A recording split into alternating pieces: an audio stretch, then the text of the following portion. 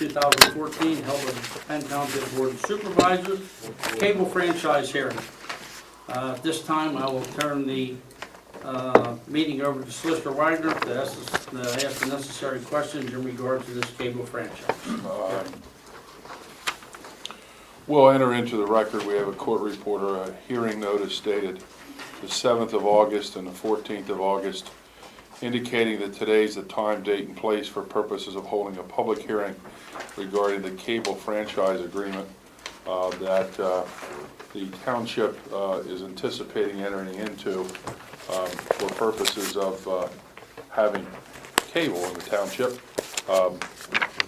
Just by way of background, and correct me if I'm wrong because I wasn't part of this, there's a law firm out of Pittsburgh that specializes in this area, and they have not only in this township but quite a number of municipalities come in, made a presentation in terms of how to increase revenues to municipalities by entering into agreements which are permissible under the second-class township code for purposes of cables,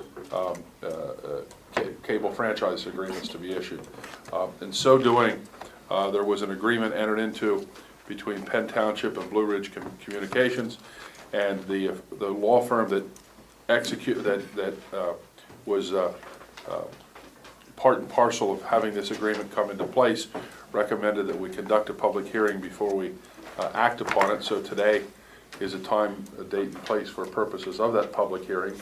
The primary purpose of the public hearing is to have input from the public, answer any questions that the public may have, because it would then be anticipated that at some point in time the agreement would be entered into.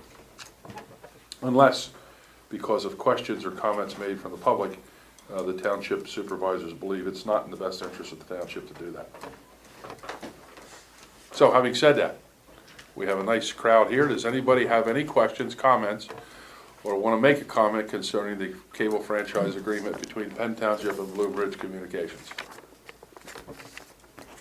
John Gerner, can you summarize that agreement for us? In other words, what are the provisions of the agreement, and so that we have a better understanding, because we don't really know other than what was in the paper. Copies of this, in my opinion, are subject to being available to the community under the right to know law. And in a nutshell, it is giving to Blue Ridge Communications the right to have a cable in the township. It's a franchise agreement, and primarily in return for that, we get considerable sums of money in terms of franchise fees from Blue Ridge Communications. This isn't new. We've had these cable franchise agreements before for decades, and we would get a couple of bucks here, a couple of bucks there. Some townships would do it for $1, et cetera, et cetera.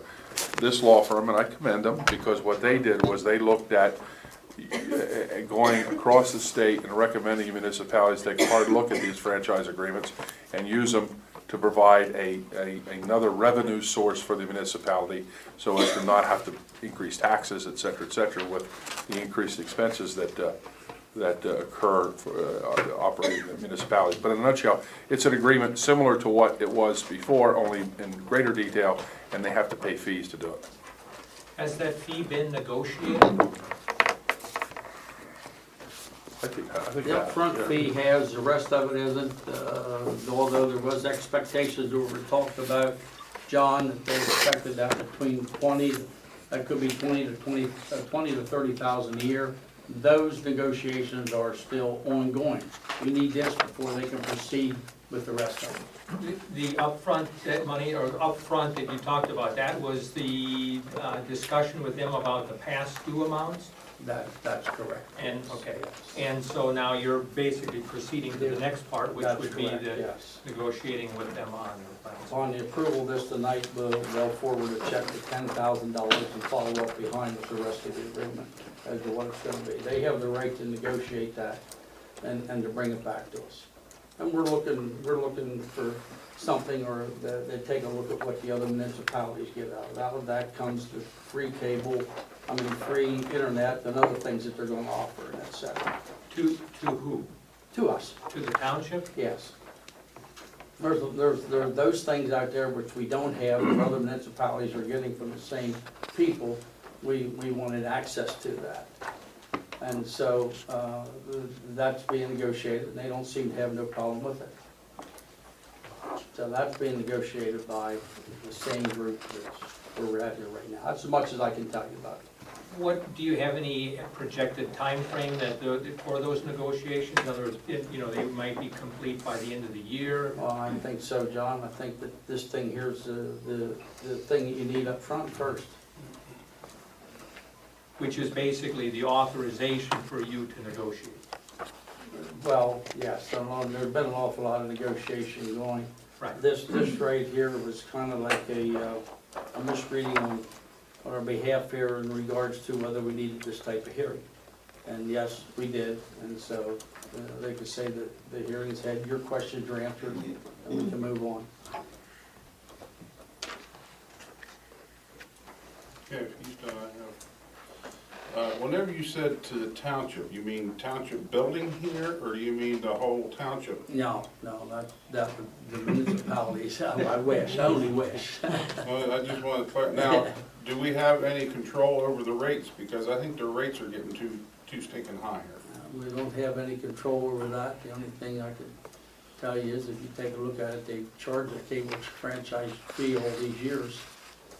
And so that's already been in place, which we never received our share of. That's the reason why we're where we're at. So to give them a franchise, it's basically giving them a cable monopoly in the township? No, No? not a monopoly.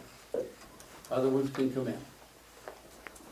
Okay, because every time somebody approaches me about, oh, we got Verizon, we got Comcast trying to sell it, it's like, where do you live at? Penn Township. Oh, We're not keeping nobody out. okay. Do you have an estimate of the number of people that have service in the township? I don't, but they've done that audit. I mean, you have, I don't have it. you don't have it, but they've done that. They already know. That audit was done by this Cohen group and everybody. All that information's been done and that's what they take a look at, John, how many's out there. So they're well aware of that. And basically, this is phase two of our negotiations. First, we had the agreement on back franchise fees that were never paid. That's been settled. This is phase two, and phase three will come when we actually negotiate the terms and the pricing and stuff like that, and what comes available to the township. But to answer this gentleman's question over here, I know for a fact that Comcast they do have our territory and other territories on the scope. This is a foundation for us to be able to negotiate other contracts with other people of interest into our township. So this is the beginning of a lot of years where we didn't have this. Now we're doing things the right way. That way we don't miss out on these fees in the future for the township. You know, the revenue that could come in from these. But I know Comcast is looking at the Lewisberry, York area, Northern York area, and we are also a territory they're looking at. And also to follow up on your question concerning is it a monopoly, Section 2.1 says pursuant to the Cable Act, the regulations of the FCC and Pennsylvania law, the township grants a non-exclusive and revocable franchise to Blue Ridge. Non-exclusive means it's not just exclusive to them, anybody can come in and do it.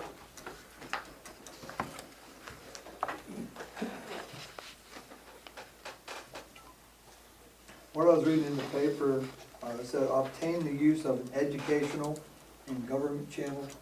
What does that mean?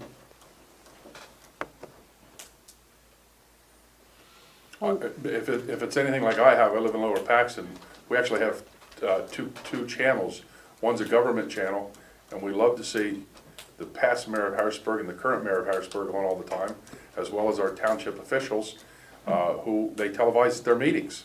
That was one of my questions. Yeah, That could happen here then also. it could. Okay. And educational is all the PCNs and all those other places. Okay. And you said the complimentary services that were listed was like free internet, free television for the building here. Yeah, they're supposed to forward that to us, yes. It's actually in the agreement. Yeah. There's provisions that have to do with the, what we get as a result. Free services, community facilities, educational, government, channel, that's all free, service to the community. What was the cost of doing this agreement? What kind of cost to do this It agreement? was done in 3 equal payments of $5,000. Wasn't it how? Yeah, but the 5,000 was for the two. Two. It was a total of like 10.5. Yeah, Yeah. 10.5 total, and that's for the wireless and the cable franchise together, Stan. So you already got your 10 back. 10 back plus. Again, yeah. And once this is all done, do you have any idea what, once you start charging them more money? I know you said they've already been charged, they're already charging us a fee, we haven't getting it as a township. Do you have any clue what the increase will be once you start a new, 20 to 30,000? I Dollar have a month, no idea $2 a what month? Blue Ridge is gonna do now. I would have no Will you idea. know that ahead of time? Well, they won't tell us what they're going to do in regard to that, I'm sure. I might be mistaken. Well, I didn't know, I mean, if you're gonna charge them 30,000, If you have cable, you'll probably be notified when you bill. I'm sure. If that's the case, you know what I'm saying? There's instances where there's nothing been changed, and there's been places where they have, you know what I'm saying? From what I understand. So whether they're going to increase it or not, I have no idea.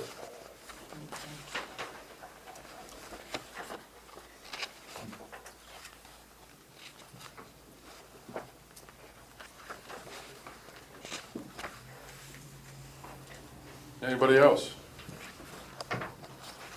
Going once? Going twice? You're free to adjourn the, Okay, I make a motion that we adjourn this hearing. Order after 6. I second. Motion made in the second, all those in favor give their consent by saying aye. Aye. Ayes have it, so ordered. Transfer? yeah, just to be safe. Give us the It's not gonna be transcript. that big. You want First, to we transfer? can act on that in a regular meeting. Yes, you Yeah. can. Is that regular delivery or? Yeah. Okay. Okay. we have it. This time, since the hearing's been adjourned, we announced that we were going to go right into our state of meeting and advertise it. I'll give that young lady here a minute to get her stuff up. Oh, it's okay. No, Okay? Don't wait on me. Okay. I don't want to. This time I'd like to call the meeting to order. Penn Township Supervisors meeting. Stand for a pledge of allegiance and a moment of silence. I pledge allegiance to the flag of the United States of America and to the republic for which it stands, one nation, under God, indivisible, with liberty and justice for all.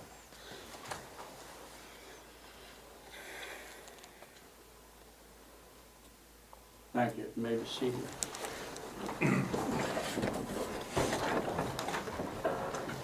I'd like to ask a little consideration from the citizens out here tonight. I understand that today is Solicitor Wagner's birthday. I think he's 39. And his wife has a party planned for him. So anybody that has any questions or anything that may pertain to Solicitor Wagner, I would urge you to get him on the floor before he leaves. This time, the meeting having been called to order. I announced that there was no executive sessions from the last meeting. And I would like to move right into the front of it, and I'd like to step aside here just a minute while Solicitor Wagner is still here. And I'm sorry that our news reporter isn't here, but I have an item or two I'd like to address here. Recent Duncannon record comes out with some things in here that are not quite, as is so often, not the truth, like how they submitted by a staff record. In regards to Mr. Fickle, said he submitted a right-to-know request to learn what disciplinary action was being taken against Township Police Chief Richard Pickles after he was charged with DUI last June. Okay, that was totally false as to what he request was made. Totally false. I have before me here his right to know request and what he requested. A copy of any correspondence from the office of the Perry County District Attorney to the Supervisor of the Penn Township, Perry County, PA, from June 1st, 2013 to present pertaining to the DUI stop sign violation arrest of Penn Township Chief Richard Pickles in Dauphin County. And during the month of June 2013. That's what his request was. Not as said in the newspaper. The newspaper gentleman, I see he's not here, and that's okay. One of the other things that he had in there made the statement that I said that a township manager costs too much. If you go back through our minutes, quote, and let me dig it up. I quoted as requested, listen closely, to the township meeting tape. For any mention of cost to hire a township manager, when you were reviewing the EMS report, you stated that it would cost the township $65,000 a year plus benefits to hire a township manager. That's what I stated. Not that it was too expensive. There's nothing this township can't afford if you want to raise the taxes on the people to get the money. Here's one of them, folks. Here's one of them. Township manager has been suggested by Brian here. Maybe we have an office manager. Township manager and office manager. It costs you $100,000. Got to put one on insurance. They might want for the family. That's a mill's worth of taxes, folks. That's a mill's worth. That's a pretty big increase just to support two salaries. But my statement is, that's the reason why I say that that's what it's going to cost you, because that's what it cost us in the past. So those issues are out there. And I was called many a time by the news reporter, and I do not take their calls over the phone. If he wanted to come in the office and talk to me here in front of witnesses or whatnot, I'd gladly sit down and talk to him and let him review the facts. But when you talk to them on the phone, they want to tell you the answers they want to hear, I'm sorry. And so I just leave it at that. So question for the chairman. Yes, that was erroneous. With referencing to mentioning about a office manager, referencing to a township manager, who's fulfilling those responsibilities right now? Pardon? Who's fulfilling those responsibilities right now? Well, I don't know as whether anybody would be willing to say that I'm fulfilling it or whatever. But those duties that are being done right now are being done by township supervisors, you included. You included. Supervisors of the township at the present time are doing those duties. Nobody else. All three of us. I beg the difference with that. Helen, may I ask you a question? The majority of the time when I call in and I ask you something, what is your comment to me? My comment to you, I normally tell you what you're asking about. The majority of the time, is it not true that you say, I have to check with Henry first? If it depends on the road crew, yes. No. Helen, I'm not remembering that I tell you that all the time. Helen, the majority of the time when I call in and I ask you something, unless today you did not. Yeah, Okay, but is it not so, when I call in and I ask you, you say, let me check with Henry. Henry will be in this afternoon. I have said that in the past, yes. Okay, thank Okay, you. My question would be why, Helen? because it's normally with the road or something like that. Okay. Because to my understanding, underneath the Second Class Act, that all three supervisors are equal in authority, I just Yeah. indicated. all three. Mhm. But more and more than not, constantly I am referred to, let me check with Henry, let me check with Henry, let me check with Henry. And anything that she asks me about, I say you copy the other two supervisors on. Yes, you I do. do not make those decisions. You get the copies in their bin, Helen. Yep. So that is true, we get copies on everything. How it comes on occasion, when there is a denial of a right to know, sometimes we get that, sometimes we don't. I did not realize you wanted a denial on right to know for everything. Okay, but- my question is, why do we get them? Why don't we, depending on? this referencing to this from Mr. Fickles, Mhm. I never saw anything referencing to a right to know the refusal, but I got the one, the right to know on a Duncannon Borough Council member requested information from the police department. I got that whole court proceeding from the very denial all the way up until he filed the appeal with the county. So why is it that sometimes we get this information and sometimes we don't? I don't have an answer for that. I just probably did not think to do it. And that is the reason why I keep asking that we talk about a office manager or slash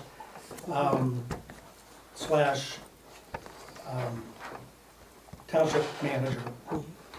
Because there's a lot of oversight that's not being taken place within our office. Over the last 6 months, the last 7 months, we have been dealing with issues coming from the office. Have we not? Yes. Gentlemen?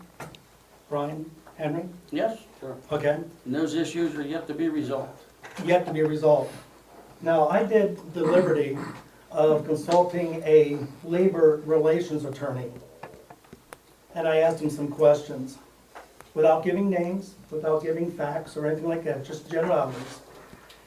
And some people were upset last month, right here, quoting or upset that I voted yes at this time here, referencing to an employee action, that we would take this course of action. And when I explained to the individual that, Helen, and clarify me, or correct me if I'm wrong, employee files, who's responsible for making sure employee files are updated? I am. Okay? When was the last time employee files were updated with any type of yearly reviews? They haven't been. For at least 5 or 6 years. Yes. If not longer, 10 years maybe, 9 or 10 years. No, we've had job reviews shorter than that, yes. Yeah. Okay, but they're not done on a yearly basis according to the employee handbook. They don't have to be. We were doing them every year there for a while, Helen. Yes. Okay, they were done every year there. There was employee reviews. Mhm. Okay. Okay, has your file been updated? I have not been given anything to update my pile with. And who is the liaison for the office? Mr. McGuire. Okay. And Mr. McGuire, haven't I asked you several times, even on a phone conversation, as early as April, where were we at? See, the reason I voted the way I did was because if we would take without appropriate documentation in those files, then we would be opening ourselves to a lawsuit through labor relations by the individual if they were fired or for whatever reason. So therefore, we cannot take legal action against anybody because, again, these files are not updated and corrections have not been placed in these files. So therefore, we open ourselves to lawsuits. Is that not right, Mr. Wagner? If we would fire somebody without proper documentation Well, and a history, I'm gonna give according you to a the great, employee handbook. I'm gonna give you a great lawyer answer, it depends. First of all, employee handbooks are not contracts under the law upon which someone can rely for purposes of terms and conditions of employment. Number two, the majority of lawsuits, and I will agree with you, that can be filed as a result of inappropriate firing is seeking and collecting unemployment compensation. So that's where the real potential comes in, where if you don't have documented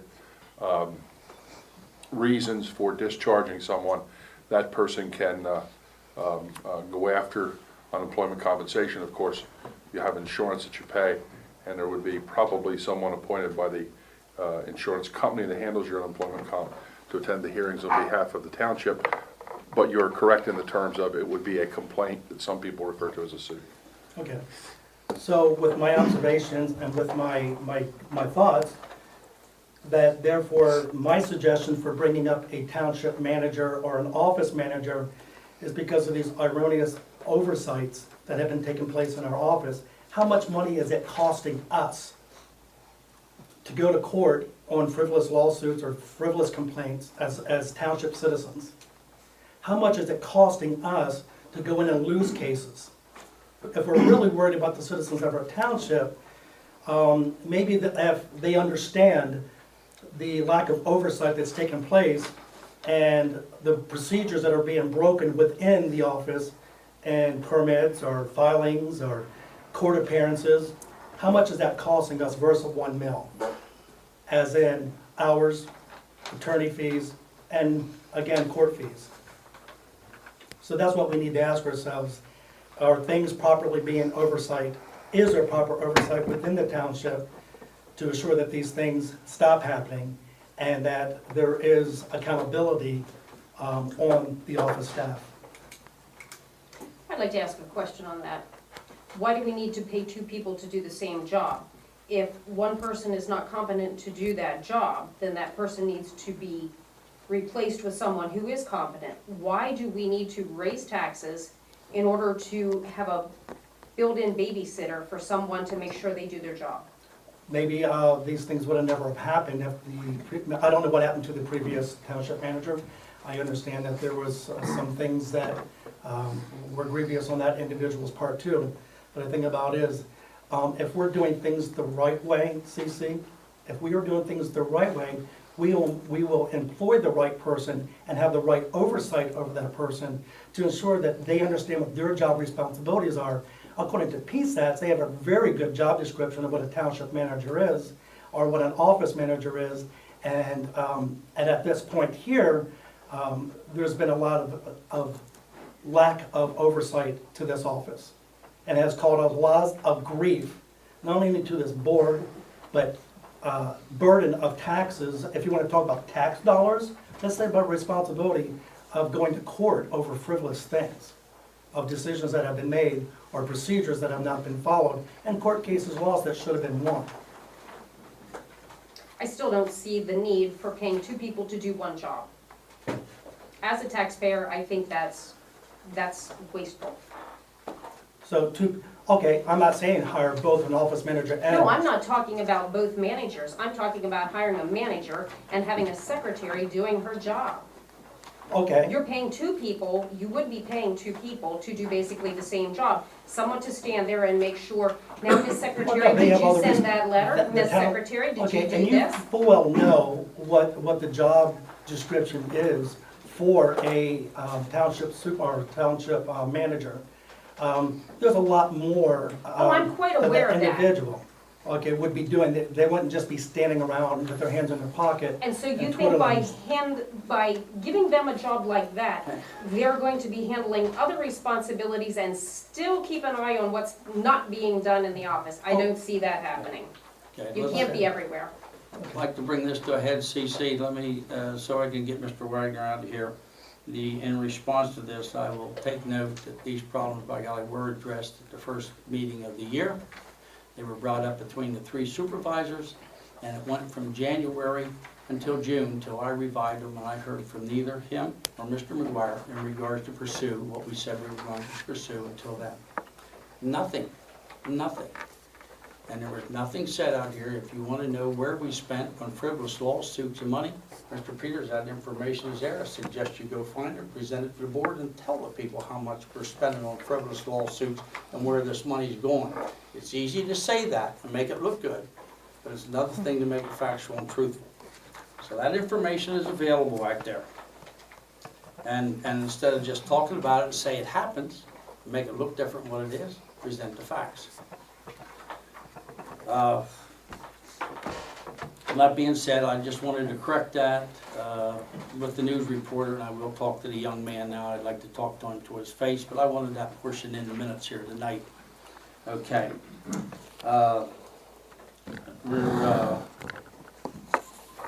Anything else here that might involve Solicitor Wagner at the present time? Yes, John? Go ahead. Okay. Big quick. Solicitor Wagner, do you provide a written report to the supervisors each month? You know, the engineer does, and others. I do not, because most of what involves legal issues are done on a more regular basis than on a monthly basis. The reason I ask is that for 4 months or so, there was this whole rigmarole going back and forth between you know, the issue of MW2 or MW squared, whatever it is, okay? And you know, well, I'm sorry, I had the wrong information or whatever.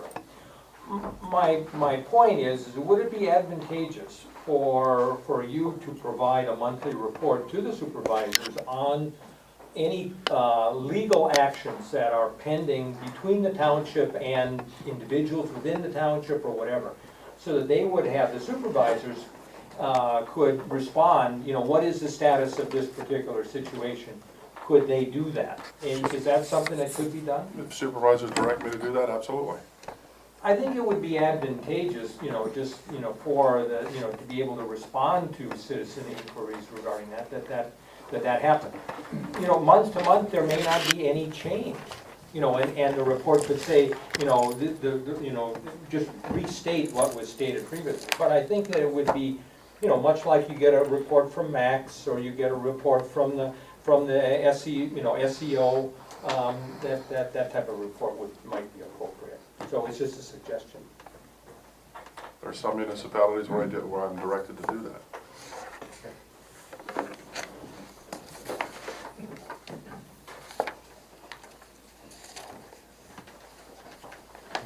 Stanley has a hand up. Yes, Dan? Rich, last month, you said about a part-time zoning officer, maybe sharing it with a couple other, you know, municipalities or townships. Well, that was a great idea, thank you. Like what Brian was talking about, costing on the other side of all this, what we have going on with the Marson project down there, I can't imagine what has been spent on the backside of this, just trying to get him straightened out. I think if we had a zoning officer that would have been checking on Marson from the beginning, I went back and listened to some of the tapes. And like you said, Henry, this has been 7, 8 years. It's ridiculous. Here we are still fighting this guy. I don't know, Rich, you know, what legal expenses we're incurring. Not a whole lot, I can't even afford socks. I'll give you my pair before you leave. And, you know, what office expenses that we have so far in this, and looking bad in the township for leaving a guy build a building and probably not have any permits. So, Well, that's something that I think, as I said the last meeting, I've been suggesting to municipalities for a long time, at least a decade. At one point, I had 11 municipalities in Perry County where I was a solicitor, and it's always been an issue, because very few Perry County municipalities, with the utmost respect, have zoning permit officers that go out and check, code enforcement officers that go out and check, because of the cost. And when you look at a 40-hour week plus wraparound benefits, it is too costly. But if you afford one day, and 4 other municipalities afford a day, you may be able to afford somebody that can do that. exactly. Or on an all-call basis, you know, you need a guy who comes up, he does his work, he bills you for it, life goes on. Yeah. So, I just, you know, I just hope that the supervisors take it into consideration. I thought it was a great idea last month. Danny, a lot of the cost that the township incurs is not usually where we're engaged in lawsuits against us, but where we have to take enforcement or action against people that don't comply. So those are expenses, by golly, in regard solicitor-wise, and just like Morrison down here, there's enough blame to go around to everybody like that, but I want you to know that last month I went to the municipal authority meeting, and got on the floor, Mr. Morrison was there. Time to move on with this thing. Everybody needs to do what they have to do, including the municipal authority. Get your communication back here, so Mr. Morrison can get his occupancy permit, and let's quit the bickering back and forth. It was fruitful. He admitted that to me today. And so we went over there, and he got it back. And when he came back, he got all the permits. He finally got everything that was needed, and the whole 9 yards. That wasn't the township's fault that he didn't do that, but in order for him, he took us to the point that we're ready to throw him out. And you hate to do that, but you would think that the man would want to comply. His non-compliance is if there was anything involved is what cost the township, He now has his occupancy permit. And it was amazing how quick things happened after going to the municipal authority meeting and talked to the municipal authority. They got what they needed paperwork wise, we got back what we needed, and it fell together like clockwork when everybody put their heads together and said, yes, this is what we gotta do, instead of bickering and arguing back and forth. So, it did happen, but sometimes you gotta have someone to go out there and plead the case. And was I not at the municipal authority meeting? Yes, you were. And pled for both sides to get that issue resolved. And it worked, and it's done, it's complete. But there again, it sounds like a wheel, not missing one spoke. What's There, that? it said it's not a wheel missing one spoke, it seems to me that's a wheel missing about 3 or 4 spokes. 9 years, 8 years of this? Just, and, you know, a zoning officer would have kept this thing going and going and going. The zoning officer has nothing to do with the municipal authority side of it when he didn't want to comply with the storage, Stanley. Believe me, storage isn't the only issue down Now, I know, there wasn't So all don't the only blame- Don't issue. go blaming it on them guys. They But, had part of it, but no, I'm not blaming it on them, So I'm they blaming it just- on so the they guy decided that here- didn't want to comply with it. planning commission, you know. He went, well, never mind. I know exactly what happened with the storage thing. He just wouldn't apply for it. So it got forced. Yes, Jesse? Has there ever been any indication how he got all that inspected by Pannoni, and Pannoni gave their blessing Now Pannoni. without a permit? Pannoni wasn't the one that done the inspections. Well, who was it? It was Glaze that we had All here. right, without a permit. And because he's the one that called him without going through the township, so we never know it happened. Did Glaze not come and say, because it was always, what's your permit? What permit number do you have for an inspection? You know, this, I'm not looking for an answer, because I don't think there is one. But I think there's some underhanded things going on here. I don't care. Whether it's Morrison, or it was Glaze, or whomever. But I think somebody needs to be looking over that. And Mr. Morrison was told here in the end to get the finals that he wasn't the one to make the calls unless he came in here to the township and let us know about it, which wasn't done in the past. When you were putting storage in down here in Purdy's and you needed a UCC code inspector to inspect your lines and go on in, you made the phone call in and he come out and took care of it. When they had permits. When he had permits, that's correct. And so the issue is down here, he felt that he had the necessary permits. And so they came out. And he was issued to put footers in, which maybe nobody knew anything happened, he took it beyond that. So that was all hindsight, but I assure you, the last inspection done by Pannoni down here was done in the right manner and was done in the way it had to be for his mechanical and whatnot before he got the occupancy adjusted. He had to have it, or he wouldn't have his occupancy permit today.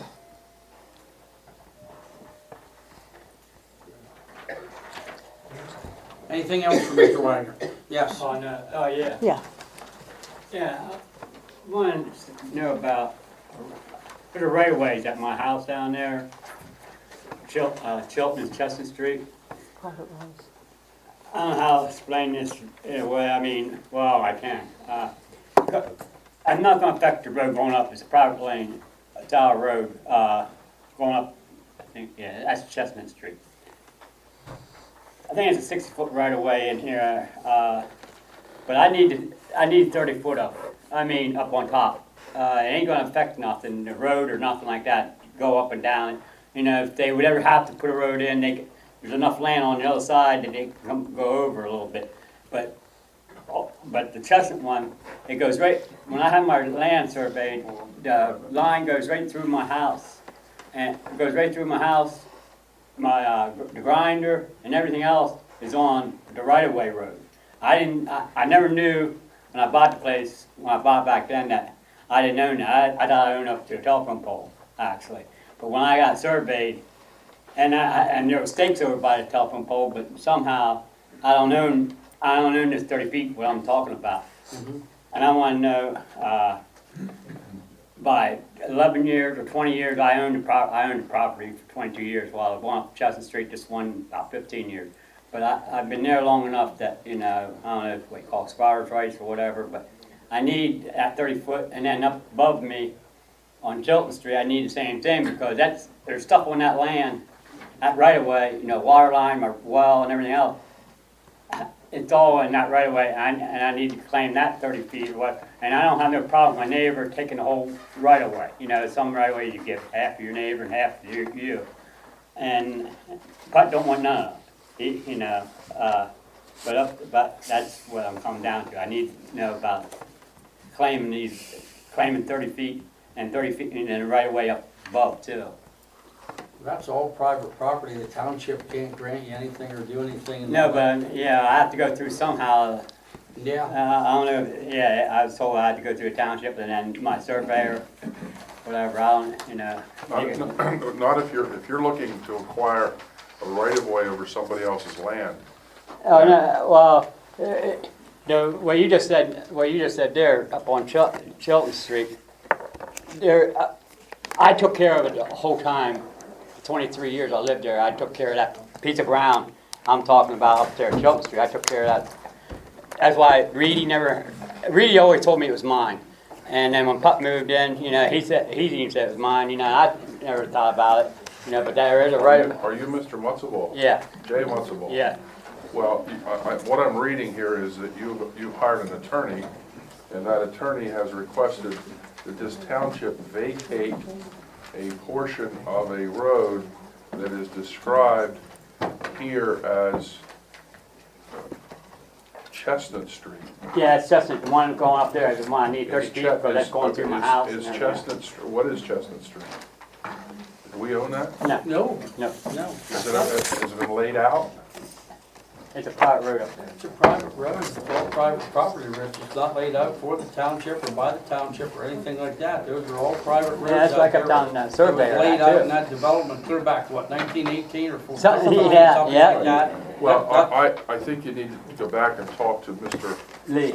Lee, your Yeah, I know, your attorney, yeah. and then there's a mechanism to serve this on the township, asking them to vacate the road. But I'm concerned because if we don't own the road, or Yeah. if the road has never been laid out Right. and dedicated but not accepted, Mhm. I don't know that we have jurisdiction to tell a property owner that he must vacate part of his land to your benefit. I would You're suggest, saying you don't have no concern, I mean, you, no, Not we concern. may not have any authority that's on. to cause a vacation of this street because it may never have been dedicated to us or laid out in a plan that puts us in a position that we can do so. It says here Chestnut Street is a Penn Township road owned by Penn Township. No, yeah, I don't why, I told him. And that may have some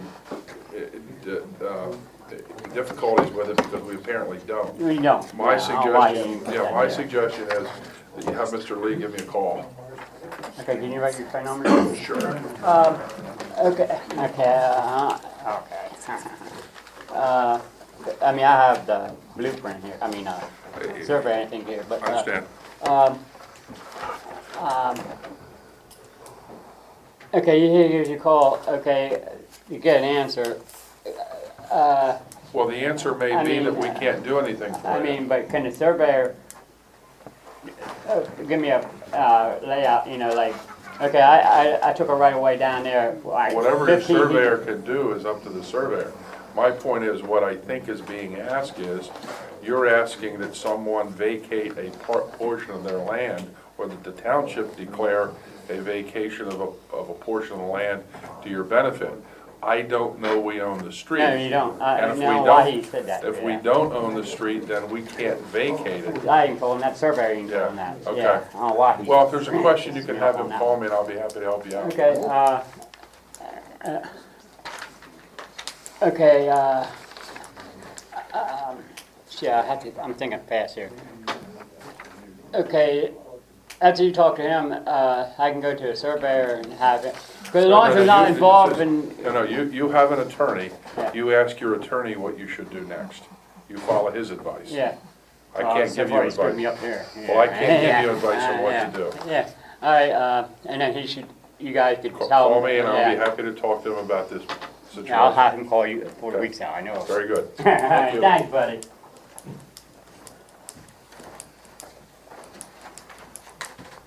Anybody else, questions for Rich?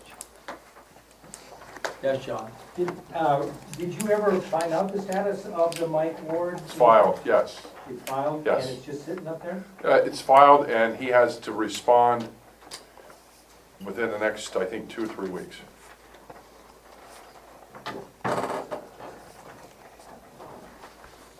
One last question for me, for Rich. You said about the government channel, the township you live in, that they air the township meetings? Yeah, I live in Lower Who Paxton pays- Township, Who and pays for that?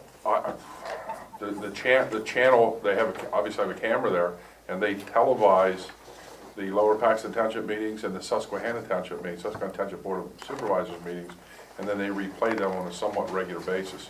They also hit any kind of, they do a lot of mayoral stuff out of the city of Harrisburg, when there's, meetings and announcements and so You don't forth. know if the township pays for that, or if the cable company I don't know. pays for I that? think they do the out there and televising. Okay, It used to be many years ago, there was a cog down there Oh, that would go around and televise each of the different municipalities, and they would put them out for televising. okay. But that dissolved many years ago, and I think as a consequence of that, I think Lower Paxton, Susquehanna, I think they have their own equipment, they record and then provide it to be televised, so, Right, to like Comcast or whoever. yeah. Okay. And could you check on that then when you are doing your, Pardon? can you check on that when? Sure.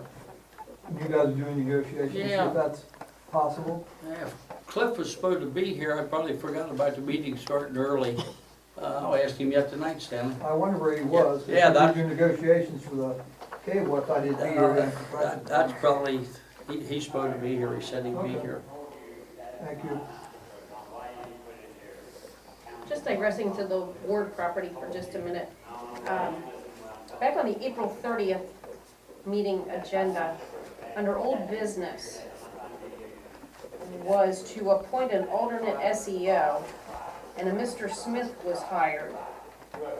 And that was specifically because of the Ward property, because John Madden is a partner in that property. Why was that under old business? When had that been discussed before, that would have showed up as old business? He wasn't a partner, Cece, I think he was one doing some design work for him on the sewer down. No, he's a partner. Oh, well, yeah, it may be, but I don't think it was presented that way. That wasn't presented that No, it way. wasn't presented that he was a partner, Cece. It was said, that's new to me. He said that He is. he was doing some work, and therefore he was doing work on that down there, that therefore he couldn't be part of it. We had to appoint an alternate SEO to take care of the SEO work part of it. So that was somewhere along the line, we got some misinformation, or we were told otherwise. Am I not correct? Yes. Yes. I just wondered when that had been discussed before, for that to show up as old business. That was discussed at the Roadmaster meeting, March 29th, I believe it was. And that was. That's when Lenny brought it up to me He about, brought it up because they wanted to get these other people tied into it, and they had some design work, and that's what we were told on that. So that's why that part of it was done.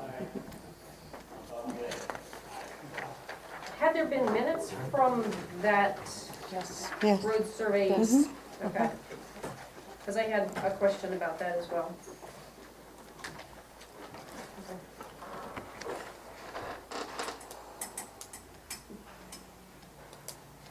Anything else for Solicitor Wright?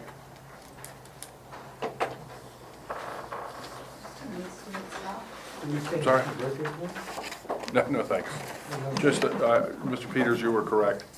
You said it was the 25th, my 25th birthday, that's correct. It's the 38th anniversary of my 25th birthday. There you go. I'll give you an idea, you don't, every day over 35. Wow, Yeah, buddy. Rich, before you do run off, I do have a question. yeah, We've done a lot working, and there was, someone came in next door, the owner of the old Gas for Less property. okay. They said there was a recycle center coming in. That was part of a conditional use hearing. Deeper. Yes, What, is that, has that went through? yes. Okay. That's the same guy that's in Marysville down there where the lawnmower man is right now. we'd ask that question. That appeal was tied up with the Morrison, Yes, they both went through the same time. yes. Correct. But had that ever been, has there ever been any follow-up on that? Is that approved? It's approved.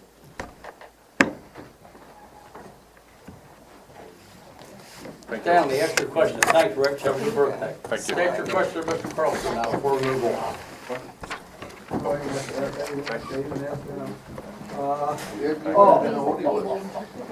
Happy birthday. The cable, the government channel's there. Okay, I was wondering if you guys are doing your negotiations, maybe you want to Rich, talk to them about the government channel.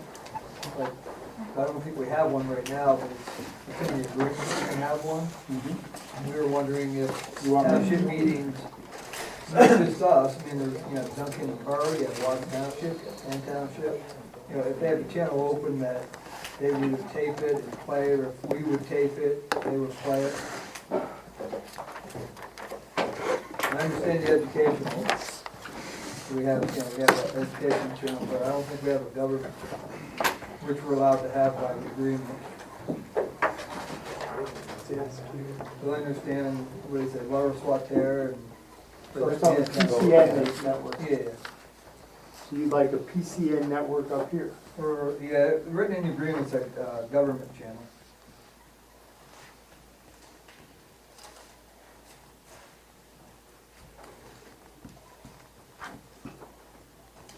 Thank you. Thank you, Amy. Okay, Stanley? Okay, no rest of business, no? Linda Gauss? Bob Gauss? Nothing at this time. Jay did. Anything else? No, Jay left. Cece? Not at this time. Stanley? Not this time. Mr. Campbell? None. John? Gunner? Jim Fickle? No, at this time. Bob Johnson? The only thing is, I saw my first stink bug today, that's all. Jesse Boyer? I just wanna know, was it in your Pepsi can? Nothing. Oh, no, I didn't get near my Pepsi can. Jody? Not at this time. Lee? Yeah, quick question, follow up to what I asked Rich about. Will he be subject to the plan that he submitted prior for the recycle center? He'll be subject to the conditional use plan, That's but what he I'm has getting not at. put a land development plan in. Okay. Well, he had talked, Helen, a long time ago, he was at, I guess maybe that was a conditional use hearing. Mm-hmm. And he had presented, you know, the fences and the buildings and all that. That was all at the conditional use So he hearing. still then has to start all over again, basically? Yeah, anyone who does a conditional use has to do a land development Okay. for the stormwater and all that. Conditional use is to get the permission to have the use. Now, Thank you. so he had no plan or anything when he went to conditional use? It He was- had a plan that was part of the conditional use application. He was just pleading his case. He was pleading his case to have the use. Then, okay, bottom line is, Mhm. you know, if a man owns a property, what he does with it is his, as long as it doesn't affect me, I don't care. But I do want to, I'm curious as to whether or not there will be something in between us as some type of barrier. That is what part of the, was through the conditional use, some of the things. That would also be during the land development plan phase. You'd have to submit a land development plan, fencing, shrubbery, and all that stuff. Would have to be there. He doesn't, just for clarification though, Lee, he doesn't own that property. No. He's leasing that property. DeBurke is leasing that property. What's his face that owns Dino's? Braddock. Braddock still owns that property. Okay, I just wanted to see if they were having. He has not submitted anything. Mr. DeBurke has not submitted any land development plans. Okay. Craig? Good evening. On EMS behalf, Henry, we had talked last month, you had brought up some points of confusion or concerns in our 2013 report, document very similar to the reports that the supervisor received every year since 2008. I don't think there were any issues in previous years, but I just want to offer again that when and if Well, I you... never looked at them as hard as I did this one. I thought that to be the case. But certainly, you know... And that raised the question. When and if you'd like to sit down in a public forum or a private forum, Well, I whatever you thought prefer, we I glad to do thought, so. but I was busy this last month, but I will. I Well, have it right here in my folder with me. Your comment last month was that when you get the paving done, so I'm Yeah, sure there's well, still some that's- paving yeah. going on. But again, just wanted to reiterate that offer, that anything you need from us, if there are further questions or any points to clarify specifically. I'll get with you on it, Craig. If you'd like to submit them submit them to me individually, I'd gladly reply individually. Second item is more of a personal nature. I see the chief isn't here tonight, but maybe the captain can answer the question.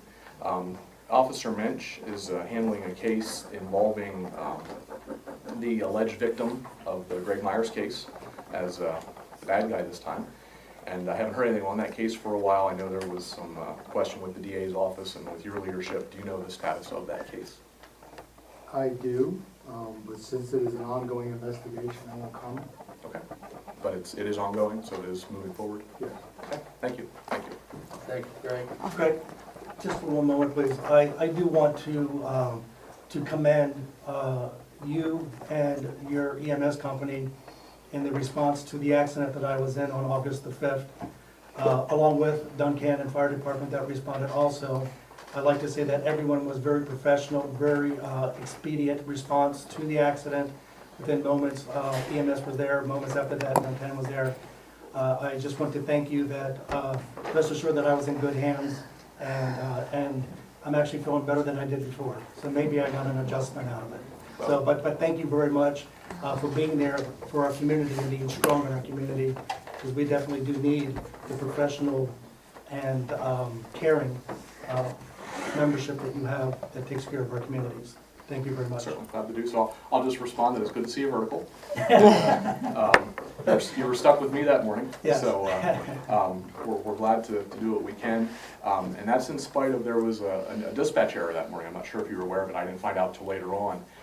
That off the first dispatch, the fire company and the Duncannon ambulance, Marysville got activation and got dispatched, but we weren't dispatched till 3 or 4 minutes into the call. So there was some delay, so it's good to hear that you thought the response was expedient. And I'll also just offer that it's not my ambulance company by any stretch of the imagination. It belongs to the supporters in the community. So thank you very much. Yes, sir.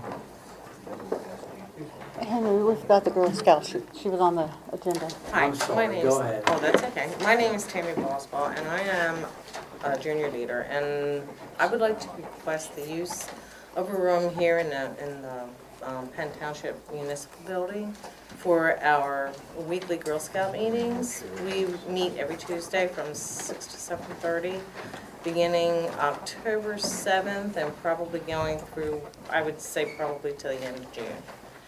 And it would be really nice if you would waive the fees, because we're just starting out and we don't have any money. It's a brand new troop this year. Mm-hmm. And plus, we do a lot of services for the community. How big a room do you need? How would maybe the rec room downstairs be suitable for that? Have you seen that downstairs? I've never seen the rec room, but I'm sure anything, is it about the size? It's a little Or is bigger. it smaller? A little bigger, I think. A little bit bigger, about Oh, the same that'll be size. fine, You yeah. can take a look at it. Oh, okay, thank you. I wouldn't have any problem with that. I'd make a recommendation right now that we would waive the fees for you in regards to that. Oh, thank you We're very suitable. much. I second that. Go ahead. Was it a motion or recommendation? I'll make a motion, okay? A motion that we allow them to use that downstairs or whichever room Karen, you're gonna take a look. But I think that would be appropriate down there for you. Okay, thank you very much. I do appreciate it.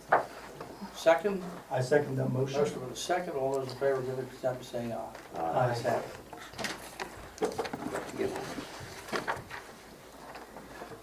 Okay, Karen Pottiger? Not at this time. Kent Durr?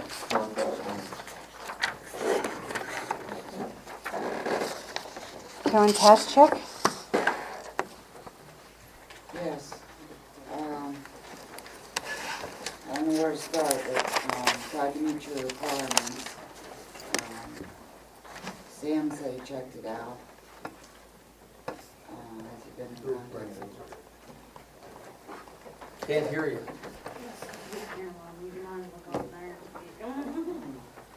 We were supposed to meet a requirement and have the house down Mm-hmm. in 30 days, and we did that and filled the tanks. And we're in the process of cleaning all the debris up. I had gotten a letter saying that we weren't cooperating, and a phone call was made to Sam. He said he went down and checked it out, but he didn't get back with you. And Sam wasn't supposed to check it out, it was supposed to be the SEO. Yeah, yeah. well, I'm just, you know. He only checked out the septic tanks over there to see where they're filled. One's pretty full of construction debris, the other's 3/4. Okay. But the rest of your walls and all that debris, and there's barrels of glass in the building, Yep, all that wood and stuff's still there. yep. And so you're gonna get equipment in there to demo those walls and get all that out there and clean that up. Well, I was hoping to save my foundation and fix it. The building was completely condemned when they had the people in there. It's not savable now. Okay. You could get that inspected by the UCC code inspector to put the building back on it for nothing. Okay, so you expect me to tear down that whole cellar? That needs to get down, and the glass and all that debris and all that brick. I'm working on the debris as we speak. Okay. Got a dumpster down there or anything? Nope, I've been bagging up. And all that concrete around there you're gonna bag up? How are you getting that out of there? Well, I didn't think you really expected me to take the whole cellar down. I was gonna fix it. Okay. Well, you'd never get an inspection on it, I can tell you. Okay. Well, I wanna continue doing the work. Well, I'm not sure. The board, that's gonna be up to the board. They made the motion last time to rebid this thing, to have it demoed and cleaned up and turned into a usable lot.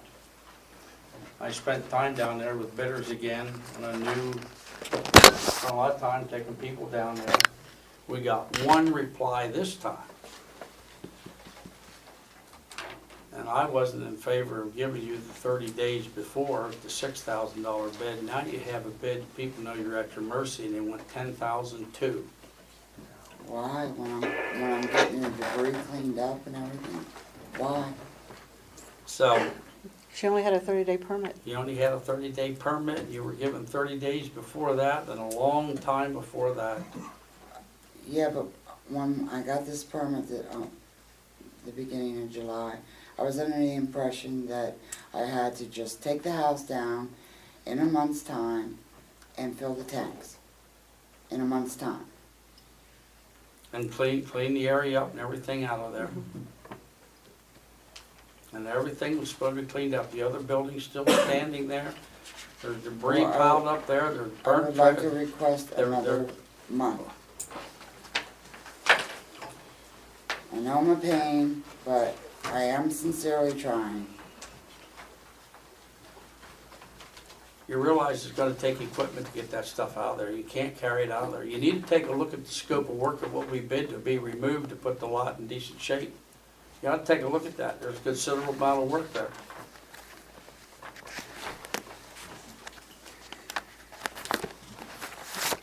And you'll be back in 30 days wanting us to do this again, because in another 30 days, unless you hire someone and get some equipment in there, you're not gonna get it done.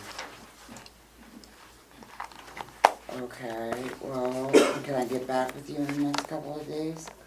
That's the decision of the board here tonight, whether they're gonna proceed with it, award a bid, or whether the township's gonna look for another bid, or what they're gonna do on it.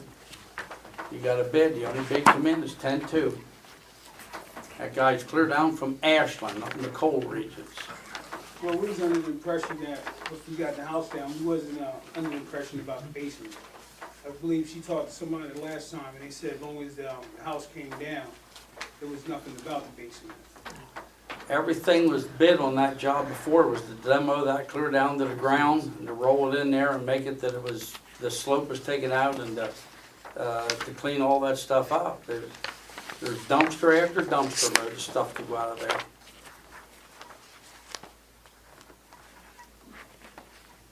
Here's the bid, Hmm? description of work. Yeah. That's what was bid on it before. No, that's bid this time. This time? Mm-hmm. So we go from 6.5 to 10.2. Pardon? We go from 6.5, that was the bid last time, to 10.2, Yeah. after we took all of it down. I thought that eliminates some of the expense. Ellen, do we have the one prior to this one? Yeah, let me go get it. Contractor will demolish the cinder block wall, remove from site. Contractor remove the small shed and piles of lumber on site. Contractor remove all brick and trash on property. Contractor remove barrels of glass. Septic tanks are to be pumped. Well, that's been waived down there. A little bit more in them there, and the SEO was satisfied with that. Contractor remove all wood and burnt debris, including the washer and the dryers down there.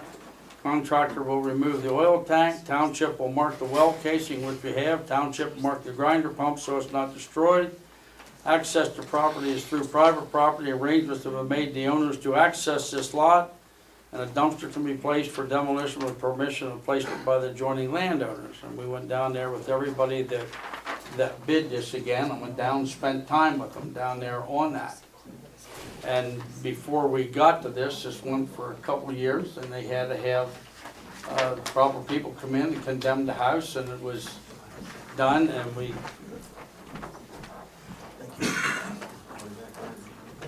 Actually, when you got to 30 days, you had 60 days to tear it down at that time. And this was in our May meeting, correct, Helen? Yes. Okay, this is demolish fire damaged house at 204 Firehouse Road, down to the dirt and concrete. Clean the surrounding area of debris. So concrete was in there. My concern is that it's been June, July, 60 plus days, 90 days since we last spoke, and the agreement was 30 days. We didn't hear from you from last township meeting. Everybody was wondering what was going on. We didn't hear nothing to where you were at, what you did. We just go down there and saw the property. Well, it's not complete according to the agreement. So I'm in agreement with Chairman here that I don't agree with extending it. I believe that we continue going on with the bid process and let the cards fall where they may. We've been merciful. We've been waiting years for this to be done. It's not, it'll be 2 years. What's that? 2 years. 2 years. 2 years and about a month. Yes, and I Okay. explained to you I was having, But there's been correspondence and correspondence and correspondence and correspondences that have been sent to you. We don't even know where to send stuff. We send it to the house. We don't even have a legitimate address. Well, Helen's not here. There's maybe, I don't know who sends this out. Hang on a second, here comes Helen. Helen, would I be correct to state that there's been correspondence and correspondence? We don't have a solid, good address in which we can send. I did, I got it from Cliff, and that's how she got the notification of the last letter. Okay, the one that we just sent out? Yes. Okay, so, but previously to that, we've not even had a good address to be able to contact you, phone numbers or anything. So you've been absent. You've been an absent property owner. And that's called a blighted property. And not only does it affect you and affects us here, but it also affects the property owners around you. Because it causes their property to be devalued, because it's a blighted property. I have every intention of trying to require. But we previously heard that time and time again, and now here we go again, asking for another extension, when it's been very, very much stated that you've not followed through with your end of it. We stopped the bid process last time, discontinued it, hoping that in good faith that you would do what you said you were going to do. You even had a gentleman behind you here, is Sam? Or Yeah. no? Okay. But you had the gentleman here behind you even come to bat for you, and now here you are showing up at the township meeting, saying that you're down there cleaning stuff up as you speak, but where have you been for the last 60 days? I've been busy. okay? We've been down there. Okay. We talked to Sam. Sam said he rode by numerous of times and they see us down there working. Okay, but the thing about it is, you didn't do it within the time frame that was requested. And then we haven't heard from you in 60 days. 30 days from the time that you were supposed to be done, we haven't heard from you. There's been no, even if you would have stopped in the office and said, hey, you know, or come to the last supervisor meeting, or made some type of a contact with us as supervisors or with the office, but there's been absolutely nothing. You've been an absentee owner of a piece of property that's blighted, that's causing devaluing of your neighbor's property. So I'm in agreement with Mr. Holman that we do not extend any more extensions. We continue with the bid.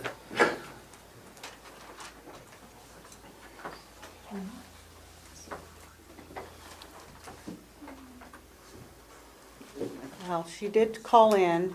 I tried to call her back 3 times and did not get any call back from those numbers since the beginning of this month. So she could receive the letter that we sent her. So she should receive a letter plus 3 phone calls Yes. with no response. I did not get a response back on those phone calls.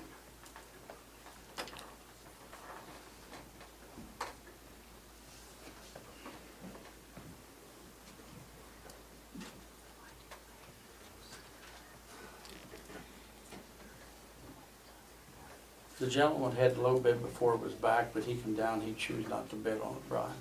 Okay, I don't really have too much work or whatever, but nevertheless, we all know why not, but nevertheless, this bid here came in and the guys cleared up from Ashland. And when I met with him, I come in and told Helen, bid's gonna be 10 grand. I know it's gonna be, at least come in 10 too, when he showed up. So, what's the wish of the board? As far as the township doing it out there, you could, but you need it's one of those jobs that everybody I talked to down there talked about, you're gonna need a small trackhoe in there, you're gonna need a track machine to get in there. Can't get in with the backhoe very well. You can't get in there and get it cleaned out, and that's what they need to do that, to remove all that. The idea was to slope the bank down. I offered both the contractors some of our roadside fill out here. We take out the gutters, just put in there and spread out so that there could be grass in there to turn it into a lot, so that it would be cosmetic or something for that in there. It's also a very difficult place to get in there to try to rebid or do. We just don't have that type of equipment unless the township would rent it to do it, then to find the time. I got enough time out here tied up as it is. So what is the wish of the board? Do you wish to go with the existing bid and award it to them and get the demo started? Or you want to take another look at it, Brian? How, the bid? Do we have the bid? Oh, I'm sorry. It's in your packet under, in my report at the end. Down at the end. Yeah. Sorry about that. Brian, just for Right here. clarification, what you had just read there, was that the last letter that she received? That was the Bid specs. bid specs. Because you had indicated down to the concrete, there's, No, it says and the can I see that again, please? Is that, The bid specs. Yeah.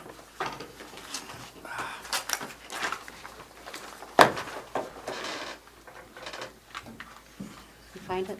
it says down to the dirt and concrete.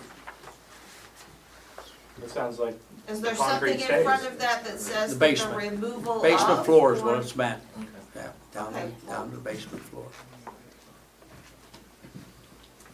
The walls are all caved in, are all busted up from the heat and whatnot, that part of it, they condemned. Oh, yeah, it Didn't was, never get a UCC code it was inspector finding significantly that. damaged Yeah. by the fire because So- of the duration, but it, and, well,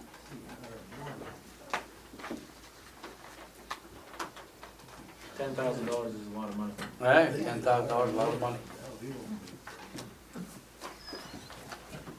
are there any other properties? I just know of several other properties that were damaged by fire and things that past practice over several years, understanding this is on a main thoroughfare, it is making differences, but there have been other properties in the township that have been damaged by fire, that there have been other delays in response, and it sounds just from my opinion, that she is at least making an effort. I would just ask that you look at past practices and timelines. I understand you need to do something with it, but Could you tell me where they're at? Are we talking about Dino's? I'm talking about years prior, not necessarily Mine? currently existing. Yeah, I still pay taxes on that, there's electric in it, and it's covered up and it's dry. And I have an application for how long for a building permit, I understand that. okay? We had, there have been others that I live in. And so,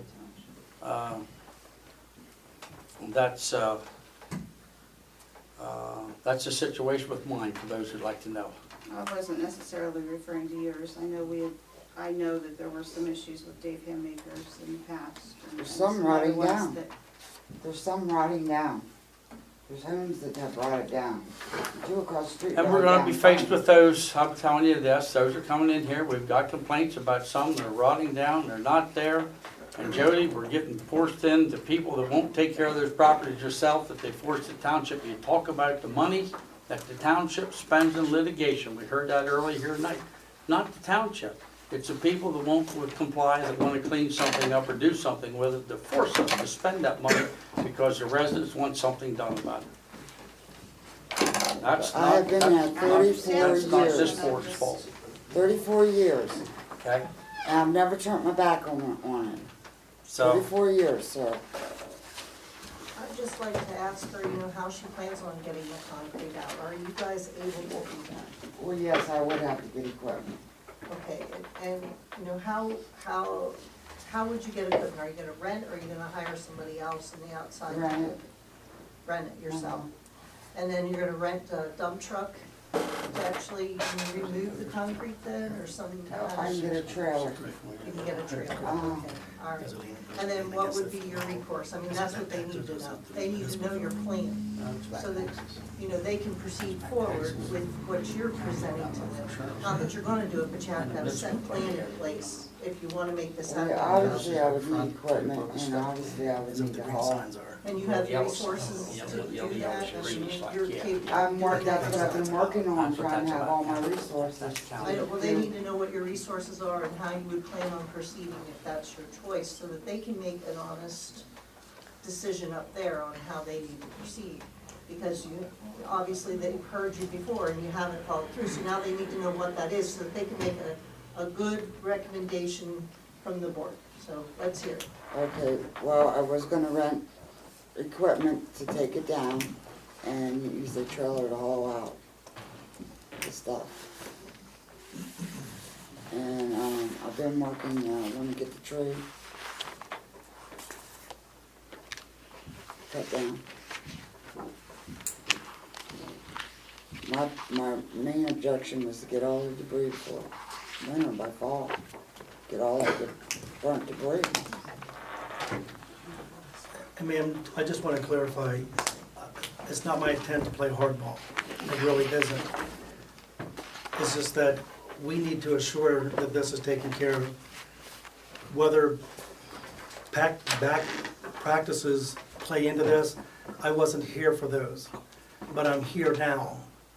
And I want to make sure that we do things right. I want to be merciful, I want to be kind. I do.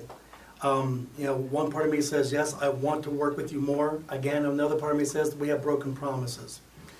I need something more than just, we're gonna take care of it. Here we have Thursday and Friday. It gives you 2 days. By the end of this week, can you secure the equipment and secure the contract, or however you're going to do it? You gotta make sure that you're gonna able to keep your word. Sometimes we say we're gonna do things and realize that it's more than we bid off, okay, more than we could handle.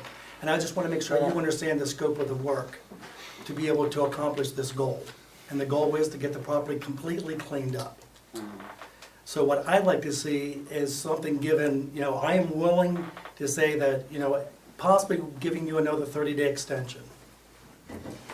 But I need something, we need something in this office, hopefully within the next 2 days, saying that you have the equipment scheduled to rent, and you have the truck, and you have all the means to get this properly cleaned up within 30 days.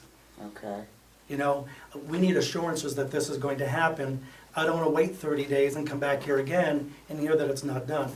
Is it feasible to have this property cleaned up in 30 days?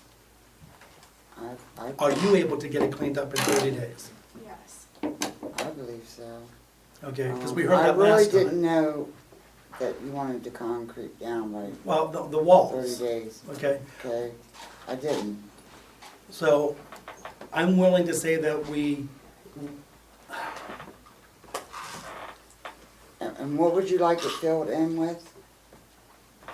The hole that's gonna be there? You just can't knock the walls down, and leave a hole there, everybody, like someone to walk in there and fall I in. said, what would you like? Well, you're gonna have to fill it in with ground, or you're gonna have to level it off, or slope the banks down, you're gonna have to pull it down on both sides. And all that, I don't want you to bury those barrels and all that insulation and all that stuff you got bagged down there. And how about the Well, I bricks have and the all? basement cleaned out completely, pretty much. Up and down, how about all those bricks and all those debris against the neighbor's fence that's piled up over there? I was And Lord gonna knows get what's that. underneath that. That was all to be removed and taken down and leveled off, so that it was a decent site. That was what was in the bid process that I met with everybody down there. It was all apples to apples, everybody was. What about making her post a bond for the amount? If it ain't done in 30 days, you pull the bond. I know that's a rough deal too. Bonds don't cost too much for that kind of money. I'd suggest you go take a look what it's gonna cost you to rent a machine, get an operators in there, get dumpsters and haul it out. It's gonna cost you some money. The next question I would have for you is, do you know what kind of expense that is really to do that type of work by yourself?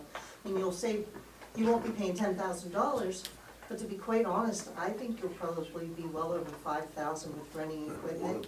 Yeah. And then all of your back labor that you're gonna be putting into that. Yeah, anyhow. And I think that maybe they may be doing you a good service to get this done and over with for you, and then make. That's why I was hoping you'd allow me to get back with you within 2 days. And I mean, I think that the board might be helping you by just going in and doing this for you, so it's, your headache is over, and you can move on then, and I don't know what they have in store for you with payments on this or whatever, but, you know, really, it's a big job. okay. Big job. I think it's unfortunate that the bid jumped for $4,000. If we were talking about 6 again like we were a few months ago, well, now it's 10. Well, but we don't and control- that's but unfortunate. we don't No, control no, that, you know, Absolutely. so, I just, you know, I'm I trying know- to feel for correct. people. And I know it's a tragic day. I've never lost a home, so I can't say I know how you feel. That was a tragic day for you, because not only did you lose your home, you lost all your possessions, memories, you know, childhood memories, your children growing up in the home, and whatever, and I understand that, okay? I know it's a big financial burden. I'm not going to disclose everything else on referencing to the property, but there's other financial issues going on with that property also, am I correct? The lien, Yes, okay, all right. So there's a lot of finances coming in where basically at this point here, the value of your property, what's left of it, is going to be consumed by liens and by us if we have to do it. So right there, the value of the property, if it even sells for the value or sells for whatever, there still could be end up monies that you owe after everything's said and done, if the property is sheriffed off or if it's sold, or do you have a means to be able to pay all these monies back? That's my other question, is that it's not just tearing it down, is that, you know, if we have to do it, you know, where's that, you have to answer that yourself, where's the revenue coming from to pay these debts? You know, the liens from the municipal authority, you know, it's a large sum of money. Okay, so you have to look at the finances of it. What are you able to get the property cleaned up in 30 days? And are you able to get the funds to pay for your part of it if you're going to do it? well, I wouldn't be saying I was gonna do it if I didn't think I had the funds. Okay.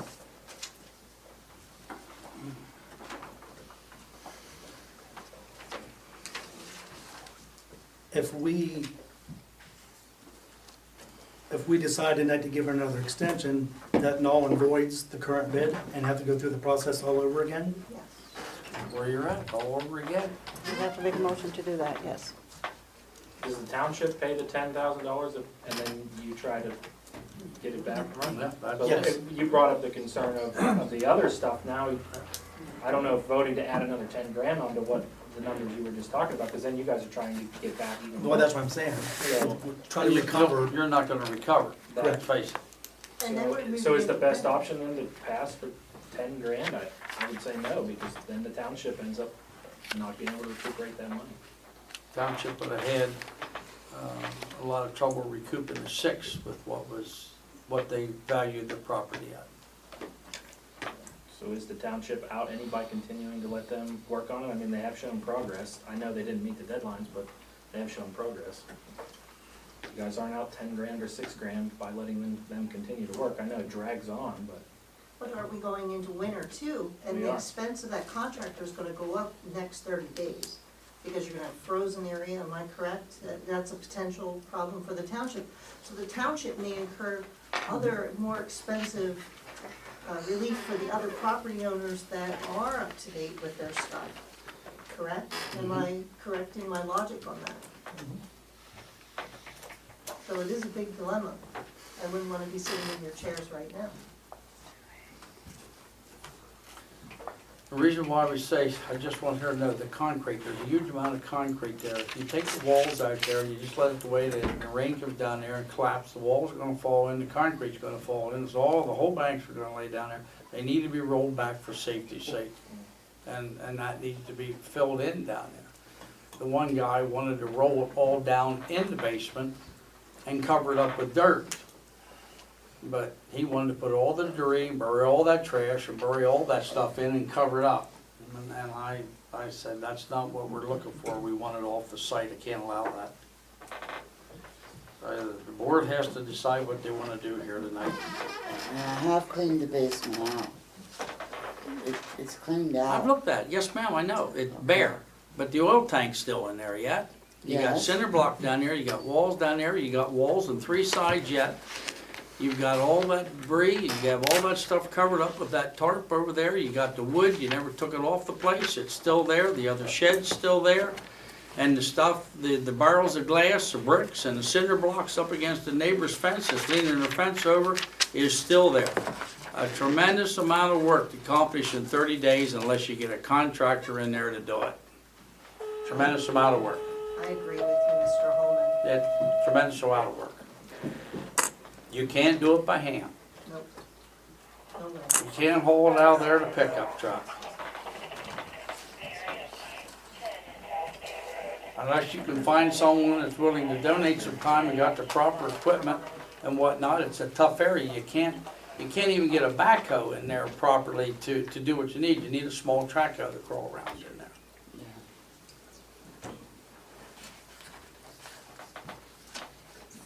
Hence the expense, I'm sure, Yeah. of the extra added cost that they're showing there, unfortunately.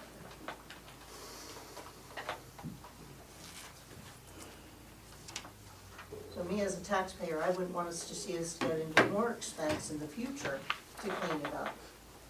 From my standpoint, I don't know where everybody else would be in this circumstance, but it sounds like the township funds would be spent and possibly not recuperated by moving forward now. but they might not even in the future either. It's been going on, this has been going on how long now?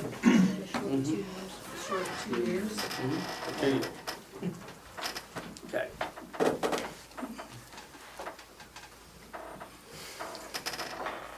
What is the wish of the board? I heard Mr. Peters' comments. Brian, do you have any comments in regards to it? Well, I don't think there's a winning solution. And regarding the frozen ground, we're not gonna have frozen ground for a couple of months. It would interfere with earth moving.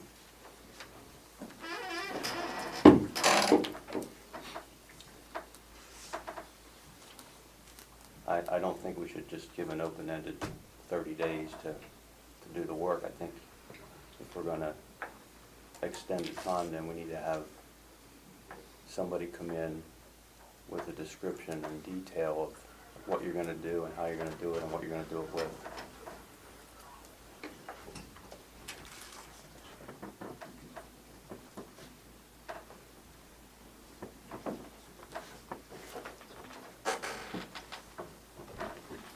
Today's Wednesday, I'd like to move on with it. Today's Wednesday.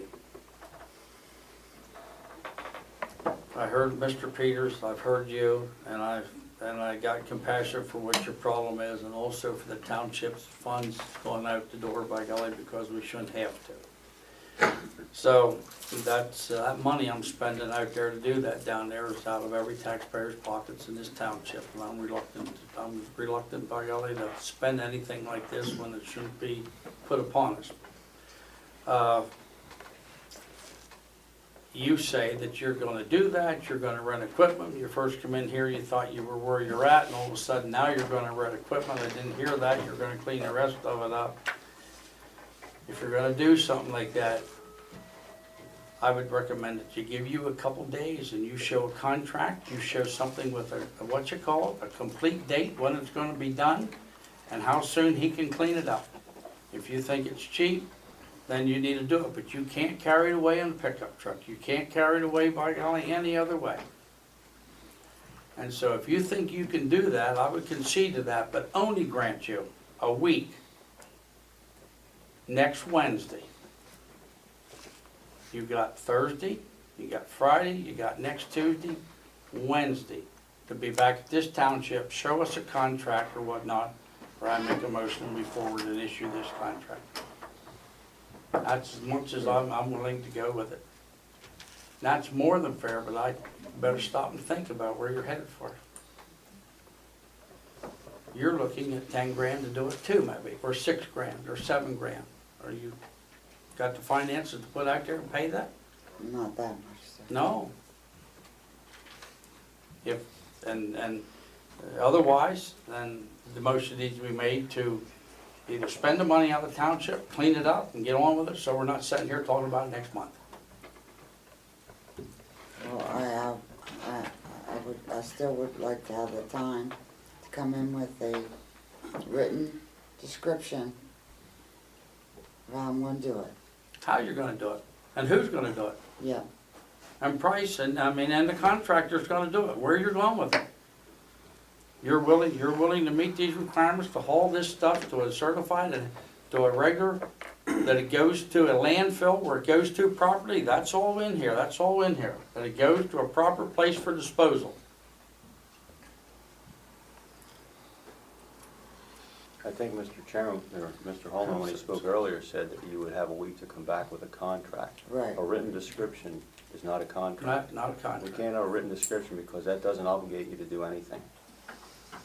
Okay, what do you mean by contract then? You have to have somebody that, go ahead, Brian. No, go ahead. I mean, you're gonna have to show us somebody that you've hired and engaged to do this, Okay, and you're gonna pay them.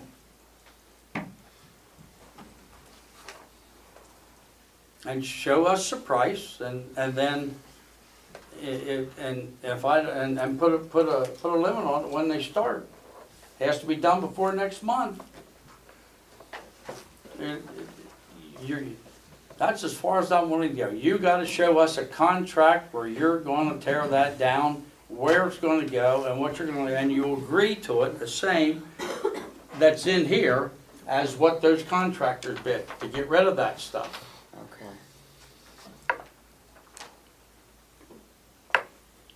Sure, you've bagged up some stuff, it's laying down there in plastic garbage bags, they're still laying there. The washers and dryers, the motors have been taken out of them, there's stuff everywhere sitting down there. Wow, I thought I was getting somewhere. Well, that's an offer to you. And if there's not a second or a motion made to that effect of what I offered, we proceed with the contract of the recommendation. Okay. Let's move on it to the board. What is the wish of the board? The paper that you got up there saying what needs to be done, can we get a copy of that? What's that? Can we get a copy of that paper, what needs to be done, so she can have somebody The, look over you that? can, they can have that copy, right? Both of them, or the previous one and this one, or?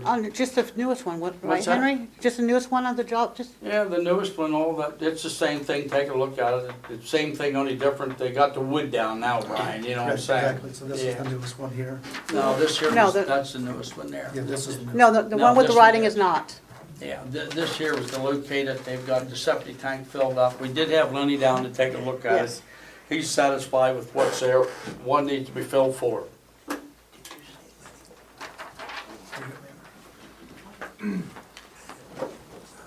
You need to show something in good faith, show us who's gonna do it. Okay, I would recommend you bring the contractor along with you into the township. okay, And, Bring the gentleman in that's gonna do it. okay. and I think we also need the contract at that time, the written contract. Written contract? Signed by the contractor, signed by you, Okay, describing exactly what Okay. he's And gonna that- do to clean it up completely as per And that that list. contractor needs to get with me and get down there, so review that scope of work the same as you did with the other ones. So you know. So okay, you can't do half of it and come back and say, I thought I'd done enough. okay, so you wanna go down there and meet with the contractor? Whoever you're gonna do, Okay. yes. Okay, Because he's gonna have to get in from the neighbors there, they're gonna have to move their cars and whatnot, and I have made all those arrangements down there before. I spent enough of my own time down there, my own gas, and running people back and forth looking at that, I'm tired of it too. Excuse me, Henry, what is the location of this meeting? There was a little discrepancy there. What's Is it that? here at the township They building, need or to- is it on site? He needs to bring it here, but I wanna go on site with the contractor. But they meet here first? And, well, I'd like to see him come up here like all the other people that bid on it, come in here, have a witness to what we're talking about, and then go down on the site. And I'd like to have a witness, whether it's one of the police officers or somebody, to go with me with the contractor. Okay, there was a little discrepancy there as to the meeting place. Okay, thank You know what I'm saying? Same as, if he's gonna bid on it and give you a price, then he has to go through the same bid process that other people did. If you wanna hire someone yourself, that's as fair as I can get on it. Time frame to allow them. What's the wish of the board? How many days? To get the contractor and get him up here? Yep, get them in here. I just think tomorrow itself would be a day in researching contractors. Mhm. Would Monday be a fair date? Monday's Monday's a holiday. holiday. Holiday. Yeah, that's right. Tuesday? I recommend Tuesday. okay, on Tuesday, Wait a minute, we haven't decided yet.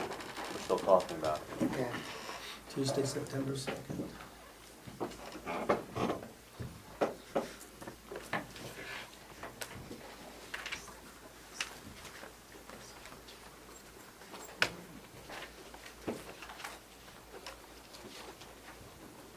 That would be the first deadline, then what's the deadline for having the contract enforced?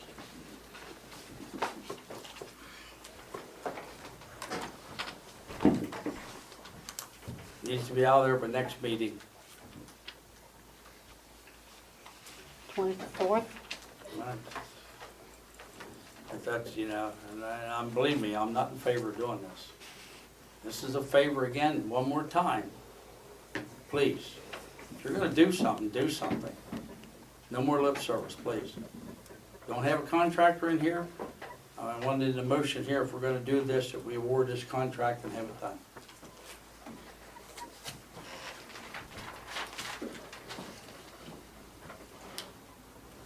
That's what I'd like to see.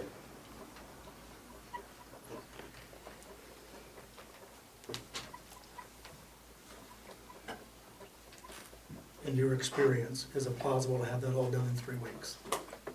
These guys are telling me they're gonna do it in 3 days. Okay. That's what they're telling me. No, I didn't mean that. 3 days, what? The contractor said they'll have it cleaned up, the site ready to go and gone, 3 days. Oh, They're going in with machinery to do it. okay. Alrighty. They're not gonna tear them cinder blocks and that stuff down by hand and handle by hand. They're going in there, scoop them up, put them in dumpsters, and get them out of there. Okay. Your, I'll ci- let you know us. your cinder blocks, your concrete and whatnot, maybe you find some favor, go up and see Furley. He takes all that stuff to crush it. He may take it for nothing for you to help you out. Take a look at your contractor. Every contractor took a look at that. They want to know where they can dispose of that. That don't need to go to a landfill. But the other stuff does. The other debris has to go to, construction debris has to go to, and we need the papers back that it went to disposal to the right place. So you're not gonna bury it somewhere where it don't belong. Right. I know the guy from Ashland said that he would probably hunt locally somewhere to get rid of the concrete legally, but the rest of it would have to go in a dumpster. That's why I want to meet with the contractor, so he knows exactly what has to be done with it.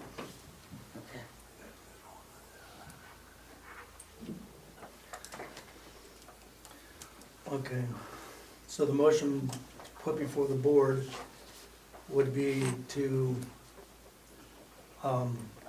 give until Tuesday, September 2nd, before the close of business that day, that the property owner, along with the contractor, will have a contract in hand with the scope of work presented to the township office or secretary with a site visit with Chairman Holman and another individual of choice for inspection and understanding of the scope of work. If these terms are not met, then the property will then go to our bidded contract to complete the work. Now, I will not be available Friday. I'll be around tomorrow, but I will not be available Friday. And I have plans, my wife took off work to do some things with her this week, and I'll make myself available. She might leave me, but I'll give up that day just to wait for you. What, Friday? No, Tuesday. Tuesday. I was gonna say, don't get me in the middle of that. No, I'm just telling you. You don't show up Tuesday if I take a day off. And or make sure that I'm here. I'm gonna be standing around waiting for you if you're not here by Friday. Yes. This Friday? I just wrote Tuesday Friday, down. Tuesday. For her to get a contractor to come in and give her a price, and then go down to make sure they understand the scope of work. Wouldn't somebody go down first, make sure they know what needs done, rather than her get something mixed up and you're right back to square one again? We didn't know She- that part. She has a copy. She has a scope of She work. has a copy, she has that scope of work. He comes in here, I'll go right down with him. He shows up with the contractor, I'll go right down. And any contractor Right, would go straight to the down. site first before they came here, That's right. so. But all the other contractors come in here, we reviewed the scope, we went over the scope, did we not, Helen? Yes, we Right in this did. building. I took them down and brought them back. One guy gave a price right there, and the other guy was the next day. So it don't take long, they take a look at it, know what they need.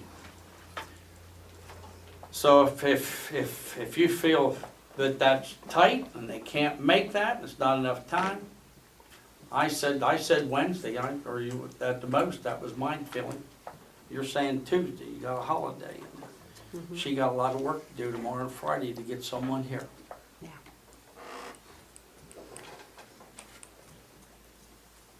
The only thing that you have, if you're ready to Wednesday, you have one day in there, Monday, that's a holiday, people aren't gonna come out, but that gives her Thursday, Friday, and Saturday to hunt someone.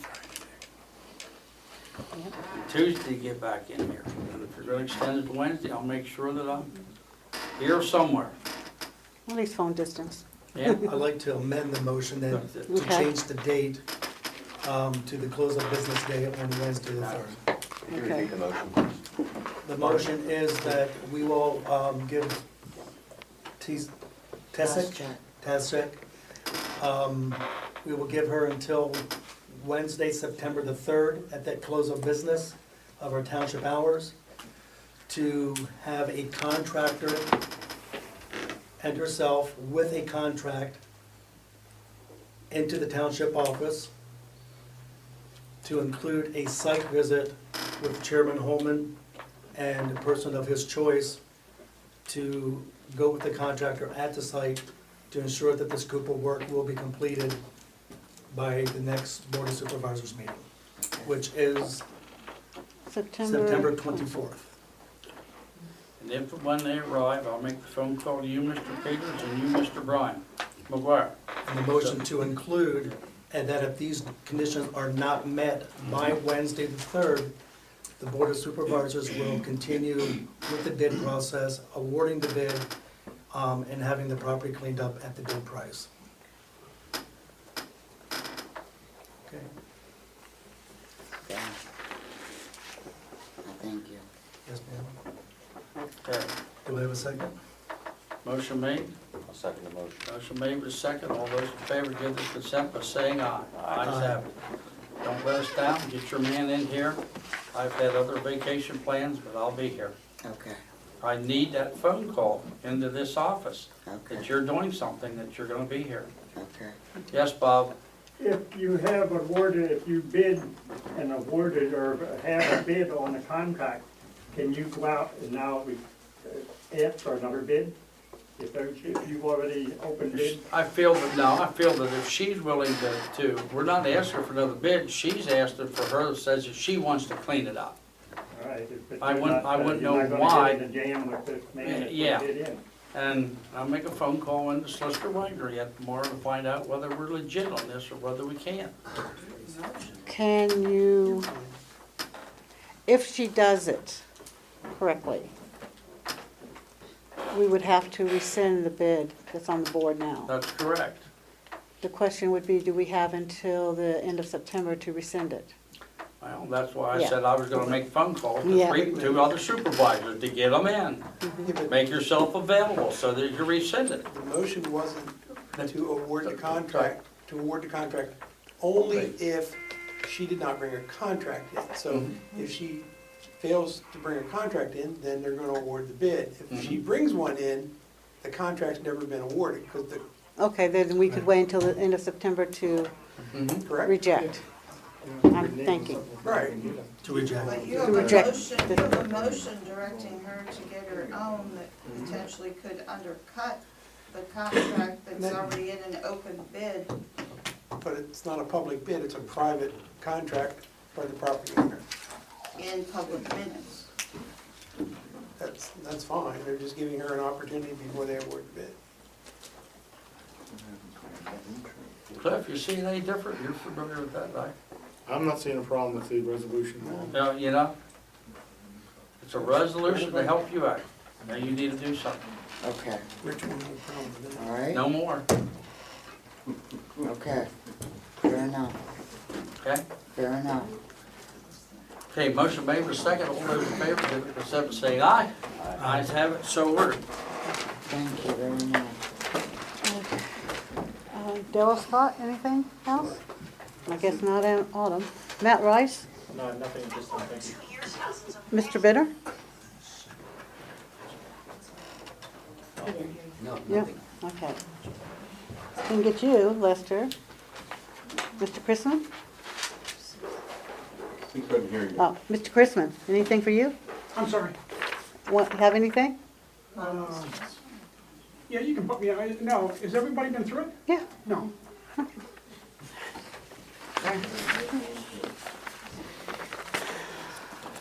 Invoices and expenditures.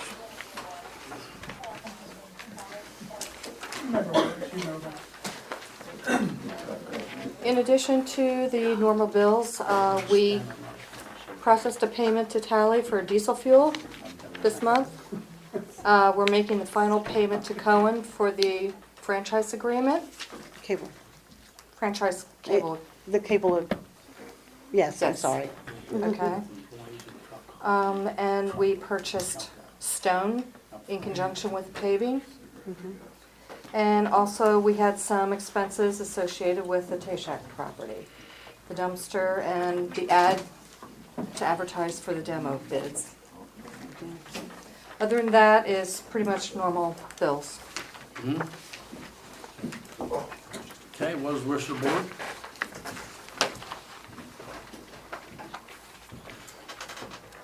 pay the bills. Okay, motion been made, I'll second. Hearing nothing further, all those in favor give their consent by saying aye. Aye. Ayes have it, so ordered. You have the treasurer's report before you? We received another deposit from Cap Tax for earned income tax.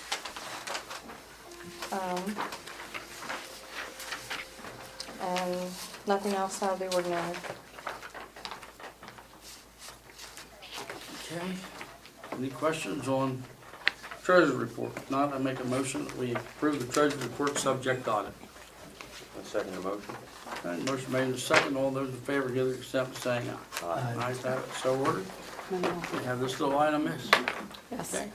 At the last meeting, Henry asked us to look into the possibility of depositing the funds from the liquid fuels checking account into some type of a money market account where we could receive more interest.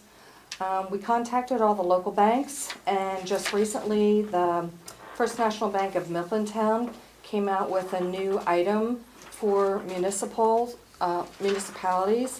What it actually is it's called a Municipal Easy Access CD. It is a certificate of deposit, but it's only written for 11 months, and you can withdraw funds from that after just 7 days without being penalized. The interest is 0.65%, which is far above all the rest. So it's not an actual money market account, it is a CD, but we can withdraw funds from it and not lose But no interest. penalty. So the money that's laying out there that we were getting nothing on, at least you're gonna get 0.65 this way.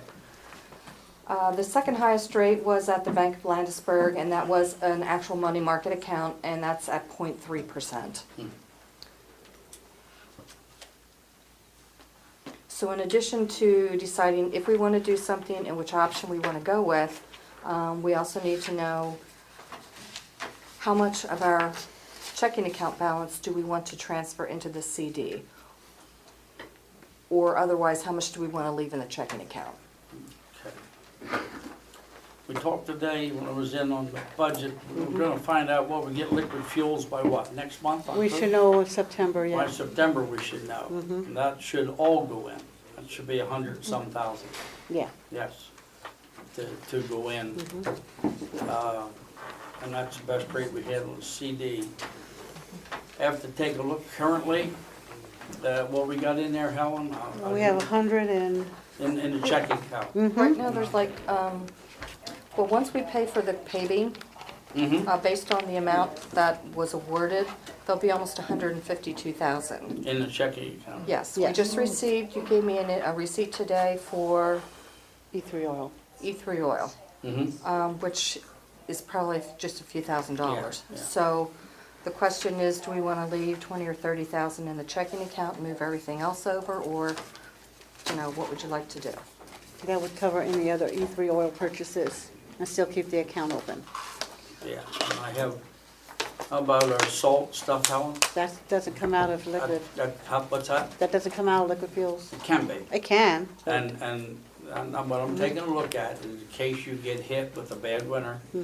You know what we got hit with last year? We spent, we budgeted $10,000 last year for salt, we spent $6 already. Yeah. More than what I ever thought. It was all because of the ice or whatnot. So I would say, unless the wish of the board, unless you want to take a look at what's left in there or take a look at it before the next budget meeting and decide that, you can do that till next month's meeting. Or I come in, I haven't sat down and took a look at what I think we're going to need. I do have some other unforeseens here that I'll bring out later on. I think it'll affect that.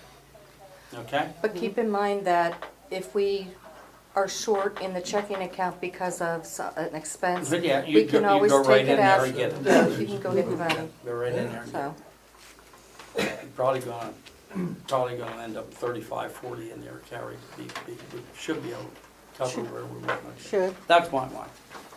I'll take a look at it and pass on unless you guys wanna make a decision now. What you wanna leave in the checking account. Is that a locked-in percentage rate then for the township? is it a what? Is it a locked-in percentage rate on that CD for the township? I think so. I have some additional questions for the woman at the bank. I can ask that one also. And my question is how long is the bank going to keep offering that? The rates usually change on a regular basis, so, you know, if you're looking at that, I mean, that would be something that I think that should be brought to the attention of the board, because if you don't make that decision and it goes another 30 days, it might be 4.5 at that point. That's what I'm saying, the board really want to make a decision now. Especially since you can get into it any time, that's what I was thinking, you know, why wouldn't you do it at 6.5 now? Due to the unforeseen that may be out there, I'll make a motion that we leave 45,000 in the checking account and put the rest of it over there. Minus, Or else you put it all over there and draw it out as you need. Over where? And into the CD. For the .65. Yeah, that's what I'm talking about, they were in there. Yes. that's on top of what we still have to pay out for the paving. Pardon, We- yes, you're gonna have to pay the paving out of Okay. that, you know, after that, that's coming up. That's what, 36. 36, yes. I second the motion. Motion made with second. All those in favor give their consent by saying aye. Aye. Ayes have it, so ordered. Okay, let's move in that direction. Okay, thank you for doing that research, Libby. I just looked at that and thought maybe we could get some interest in that a little better. Worked out. Minutes, July 30th, 2014, August 11th, 2014 on the insurance. For you for approval or rejection, what is the wish of the board?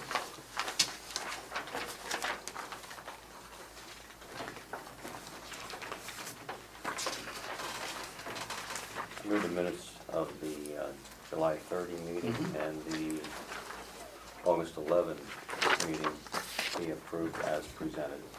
Okay. I second. Motion made with a second. All those in favor give their consent by saying aye. Ayes have it, so ordered. Highway report. I'd like to start out with, I took the letter that we received from the people in Mechanicsburg that were so thankful for the help that they got from the police department and the fire company down here on a breakdown. Their donation of $50 to the fire company and to this, which we couldn't accept, was taken down. I presented to them at the fire company meeting in Duncannon. They gave us a receipt for it, one for us and one for one that they had generated to show that it went to them. That's on file at the township. We also forwarded a thank you letter to those elderly people over here in Mechanicsburg that were so kind to think about doing something for the courtesy that was extended to them. That was being done. Highway report, rain, oh my. We're dealing with it the best we can. Ashmore Drive Municipal Road's been paved, okay? We're moving up to Ashmore Tuesday morning to finish and complete the shoulders that need to be put up there. We've got a little bit of work to do up there, and I'll be glad to get that done so that we can get back out here at the others. We made some repairs on sawmills out here. More to be done. Muhlenberg, we have some work to do up there, which we'll be working on. I would like to say that Creek Road and Gamber's Shoulders, we've had some complaints out here where people can't drive on the highway. And after Jesse's report last week, the way people drive and whatnot, I spent some time in that road. It's amazing, the attitude of people that are driving that road at the present time that can't stay on the blacktop. We can put modified in, tamped it in, and 2 days later they got it all dug back out. They don't stay, they take the inside turn, we're out there, they curse at you. Among other things, at us out there. And I will say, Tom yelled at one guy, come down there, almost hit Steve, and yelled at him to slow down. The guy went down, turned around, and I thought, here comes confrontation. Guy came back, he apologized. Said, I was driving too fast, I'm sorry. And that was one out of all of them that come out there. You take your life in your own hands out there.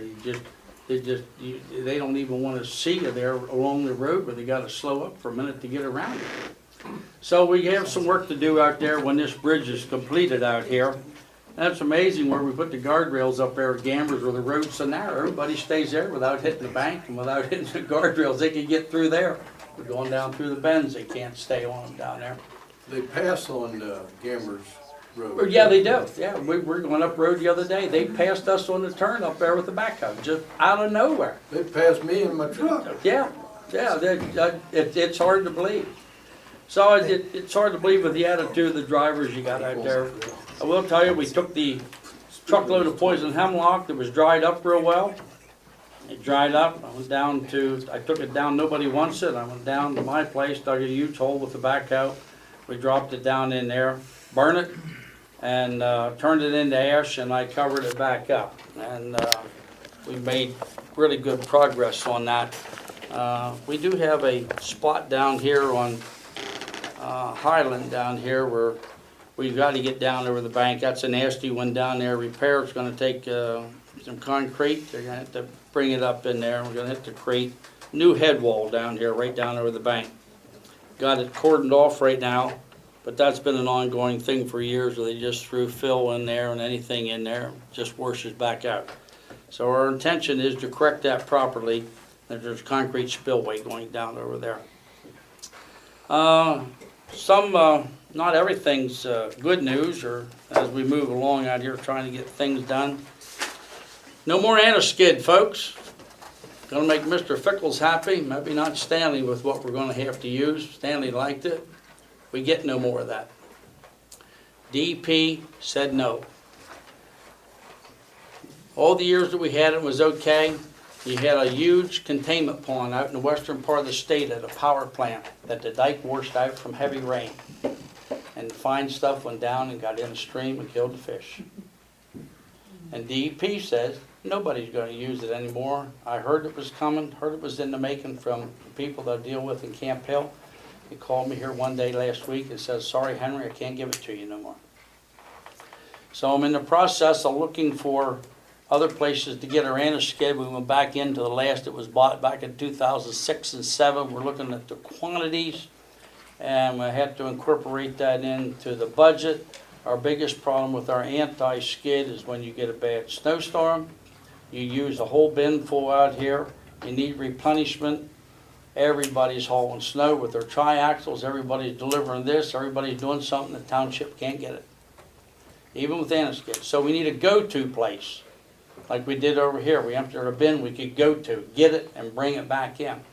The closest we have at the present time is Newport. They're open Tuesdays and Thursdays through the winter, where we can get anti-skids bringing in here. And we can haul 10 ton. If they got a truck to deliver, we can't haul 22 ton for the price that they can deliver. But you're backed up, you can't get it, like we couldn't get salt last year. We need a go-to place to go. And that's the closest at the present time. And we bought the anti-skid out of there before, the last that they used over there. I take it that's limestone. Pardon? Chip limestone, I take it. Yeah, we go with the finer stuff, the smaller stuff. So the smallest we can get leaves less problems at the intersection stuff later on. And the smallest you can get is what you see us out here chipping our shoulders with. Makes a nice smooth product. It's not going to be, that's as small as you can get. And so we've already taken a look at that. I did have a guy that gives us our modified from down Joe Sykes down here where we get off of Harsco, and he thought that they were going to be able to crush and bring that up. That was on the darker side, and I had preference. If you look at the fines in our modified out here, if I had all that, that's what I would use. They don't have the means to do it at the present time. But that was only $2 a ton. That was cheap.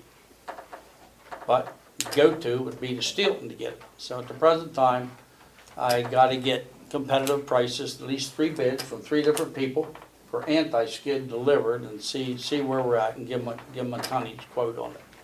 So we're working on that, trying to get that done. The other bad news is pickup truck, the Ford pickup truck, the 350 out there, got the acting up, got the missing. Didn't know what was wrong with it.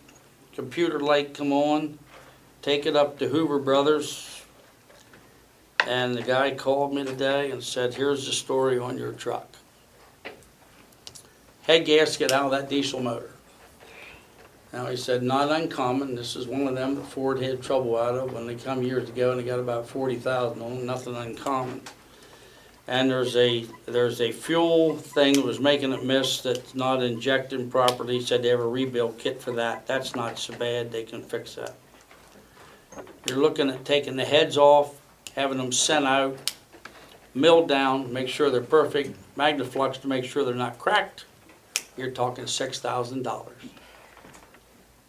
If you had to buy new heads, they're $1,300 a piece. That is another $2,600 on top of that. That's what the story is on the 2005 pickup truck. It has 37,000 miles on it. What's the value of that truck for a trade-in? Well, that was what I said to the guy today. You may be better off. And I was talking to Helen today, looking at budget in here and numbers, telling her, you know, we need to take a look at for next year. Keep our trucks up newer, keep our trucks upgraded. The old 550 dual wheel. And I was thinking about going out for bid next year to Co-Stars to get another one of them and get rid of that one. And you may be doing that with the pickup at the present time now. You may want to let this one go the way it is and see where it's at, trade it in as is. I was going to contact Hopkins out here that works with Co-Star, and they've been good with us with the cars, and see where we're at. But found out it's not an uncommon item in that particular model.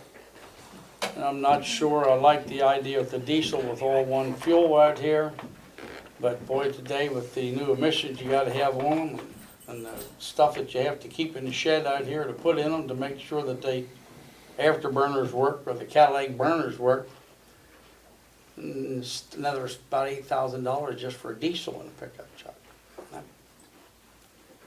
It'll save a lot of fuel to make that up. And then usually in township trucks, the bodies from the salt and stuff, of course, we've got a real good maintenance program. I'll say everything's washed down as soon as we're done snowplowing. That goes religiously. That's the first thing that gets done. So the trucks have been maintained well when it comes to that. This one's not that shape. Board needs to tell me whether they want me to take a look at getting the price on another one.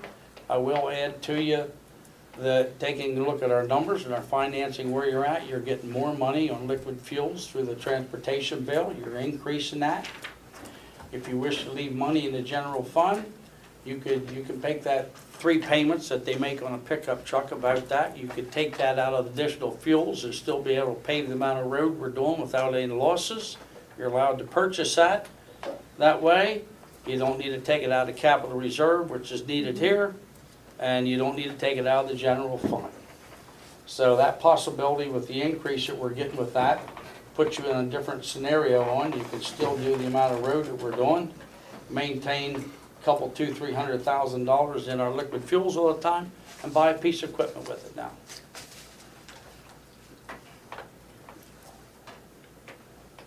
That being said, I'm waiting to hear from right or left of me. What did you say the cost was of repairing the? Well, the guy told me he said it could be less than $6,000. He said if they take the head out and there's only a small amount of work on them, if they're warped or if they need trued up. But they don't know which side of it is that's leaking. They can't tell, but it's coming back up. It's leaking into the radiator side, into the liquid side, and building pressure up in the reserve. We saw the pressure out there. You take the reserve cap off, and there was pressure in there. Said, Tom, take it up. Don't fool with it. Nothing that we can tend to. So he took it up, dropped it off. And that's what the guy called me today and told me this afternoon. Henry, if I remember correctly, Ford had a problem with those heads. They sure did. And it was more along the lines of the head bolts letting loose. Yep. And so you're probably going to end up with the same problem, right? Yeah, and my idea is to take the vehicle. We drove it up. One time it runs perfectly right with the fuel injection thing of it, and the next time it don't. I drove it over to get the tin over here, and it worked perfect. Next morning, Steve pulled it out of the shed, and it missed. We could barely get it going, and run a little bit, and then it worked fine. And they drove it up to Hoover's, missed when we left out here, straightened up, drove the whole way up nice. So it'd be my recommendation that you don't spend upward to maybe 10 grand on a 2005 pickup truck. Right. New technology, get newer technology. Yep, And a warranty, correct? yep, and a warranty, that's correct. So what is the wish of the board? What would you like me to pursue?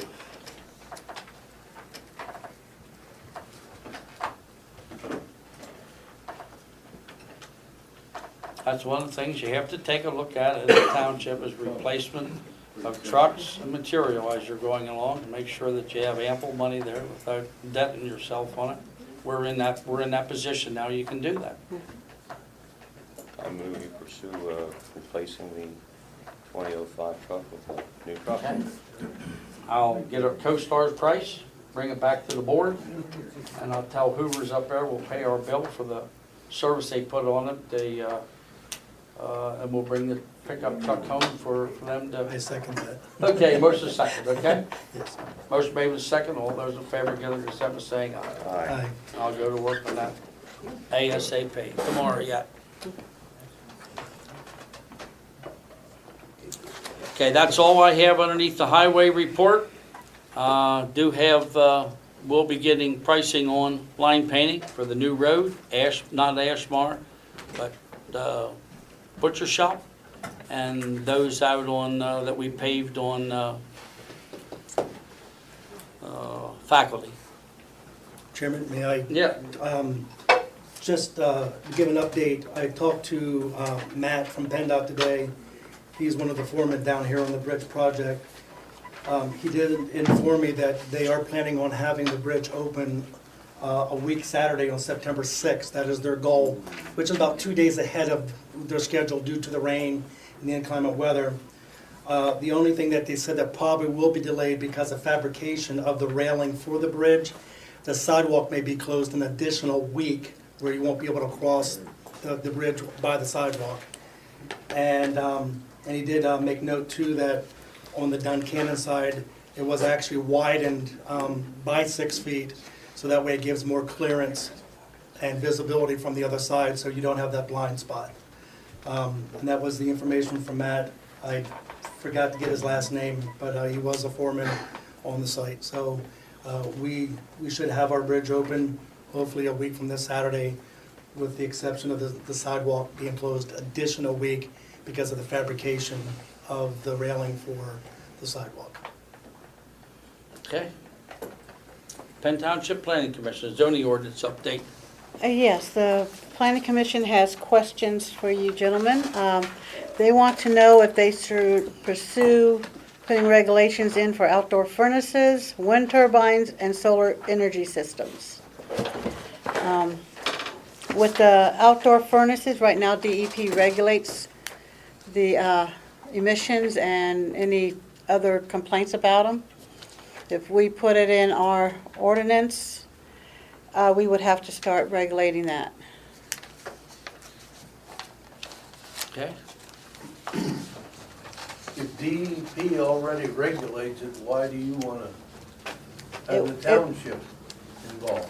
They're not saying they want Not township. saying that they want to, Jess, this was just some of the things they looked at, they're putting this as a YFI for us to take a look at if you want to do any of these things that have been suggested to them. Some of those things have been suggested to the Planning Commission, why don't we shut them down? Why do we allow them? I've heard it a dozen times. And usually what the problem is, people use them for their home incinerator, burn the plastics and stuff, and the stuff in them, and it sends a terrible smell out. That's why we get the complaints. There was enough complaints, they put it before the supervisors whether you want to do that. Usually, if the officer goes out and talks to them like that, it kind of comes to an end pretty quick. That's the reason why. I'm not saying that I'm in favor of it at all, because next is, Obama has a big thing on wood stoves all the way across the country. That you're either going to put catalytic converters on them, he would like to stop that. You're not going to be burning, put wood out your chimney like you are at the present time. He's right there, he wants it. So I don't know how that's going to take place if that becomes federal. You know where we're headed for. That's a fact. Wood stoves.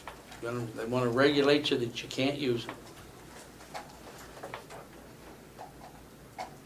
So that's for our information to take a look at, Helen? And they would appreciate an answer, and if not this month, next month. Next month in regard to it. So I'd ask you to take a look at that. If you have any comments, get them to the planning commission for next month. Do I make a recommendation to table this until next Yep. month? Yeah. I second that motion. Okay, motion made with second. Yes, All- motion, yes. Second, all those in favor give their consent by saying aye. Aye. Ayes have it, so ordered. Shortage enforcement, Zoning. zoning report for you. You have it before you. Issued some permits, denied some others.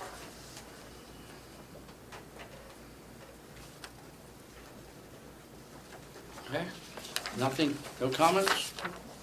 Okay. Shortage enforcement officer report for you. Done perks and probes and issued a permit Mm-hmm. for septic. Yeah, nothing there. Okay, Penn Township Park and Rec Board report. Yes, do you have my report? I will be advertising, we have 2 open positions for park recreation to fill the board, and I would also like to thank Henry, Brian McGuire, Helen and Libby for doing the ALS Ice Bucket Challenge. It was for a good cause, and it will be posted on our webpage so you can laugh at them and have fun. Have you or Secretary Yeah. Clyde Peter or Yes, we've done ours. Treasurer? We did it Oh, we did. Saturday How come we morning. didn't get invited to witness that? Oh, wait a minute, wait a minute. You- It was videoed, It was filmed. yeah. You'll see it. So now we're going after, now we're going after, down the hall, the police station. But thank you for doing that, and thank you for doing a wonderful job on the road out here. Okay, thank you.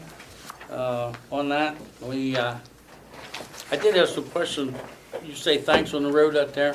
Had some questions that maybe I should have mentioned. People want to know, where do we get into paving into people's driveways or pull-offs and whatnot? I would like everybody to know that there was not a bit of township material bought and used to take off that township road. It was what was left over and donated by Falk Road when they were in here doing the project up here. They left us out here for letting us use that. So that stone and that stuff that you see off, or we put in their driveways out there and try to make it a little cosmetic and get them out of the mud, was donated, was out there. So I thought, while we have it, let's make it look good in there. And I'll get it line painted for you.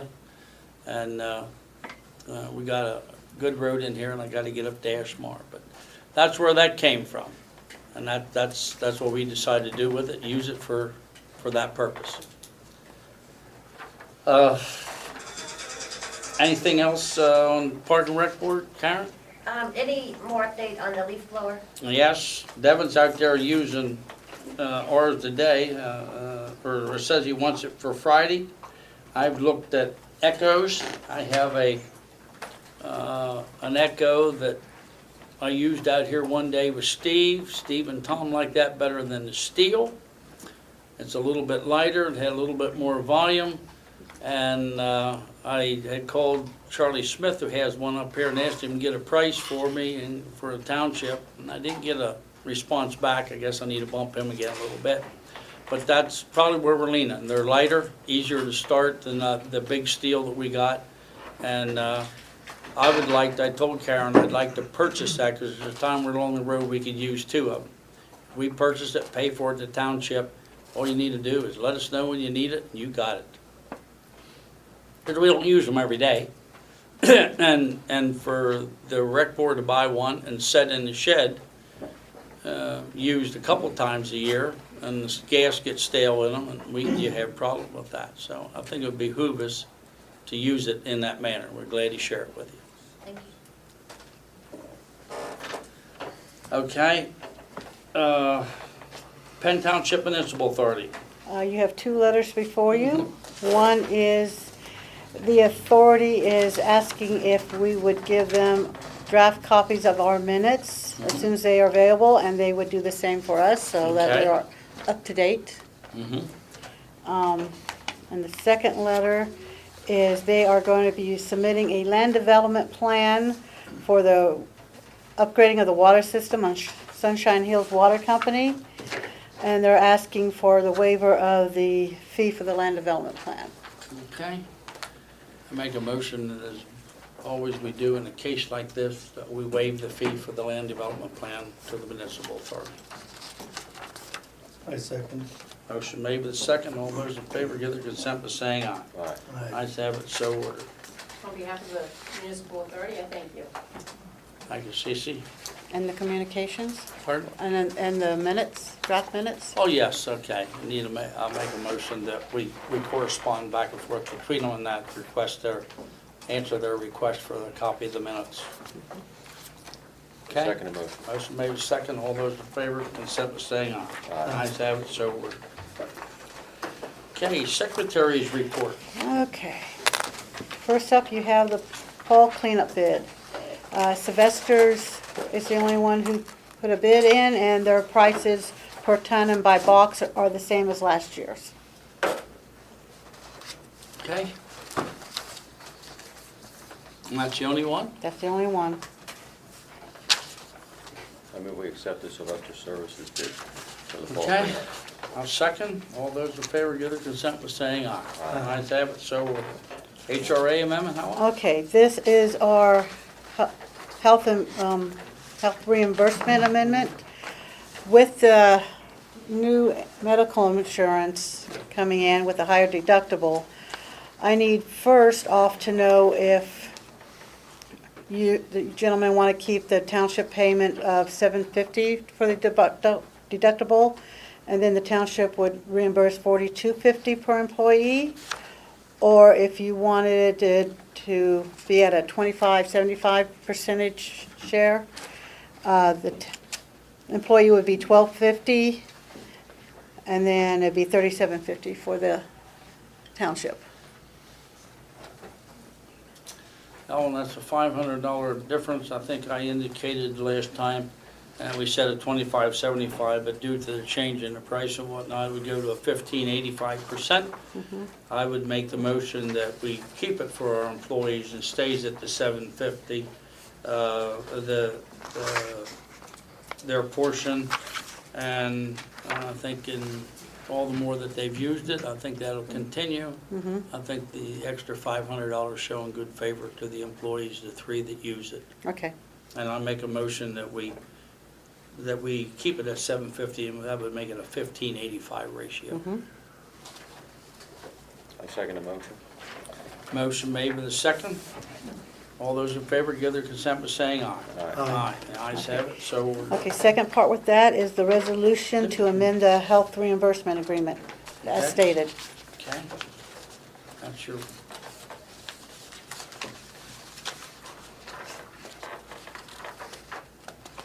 That's in the back. yeah, looking for it here, Helen. I saw it here earlier. I know what it is. What is the wish of the board? Adopted resolution. How's that?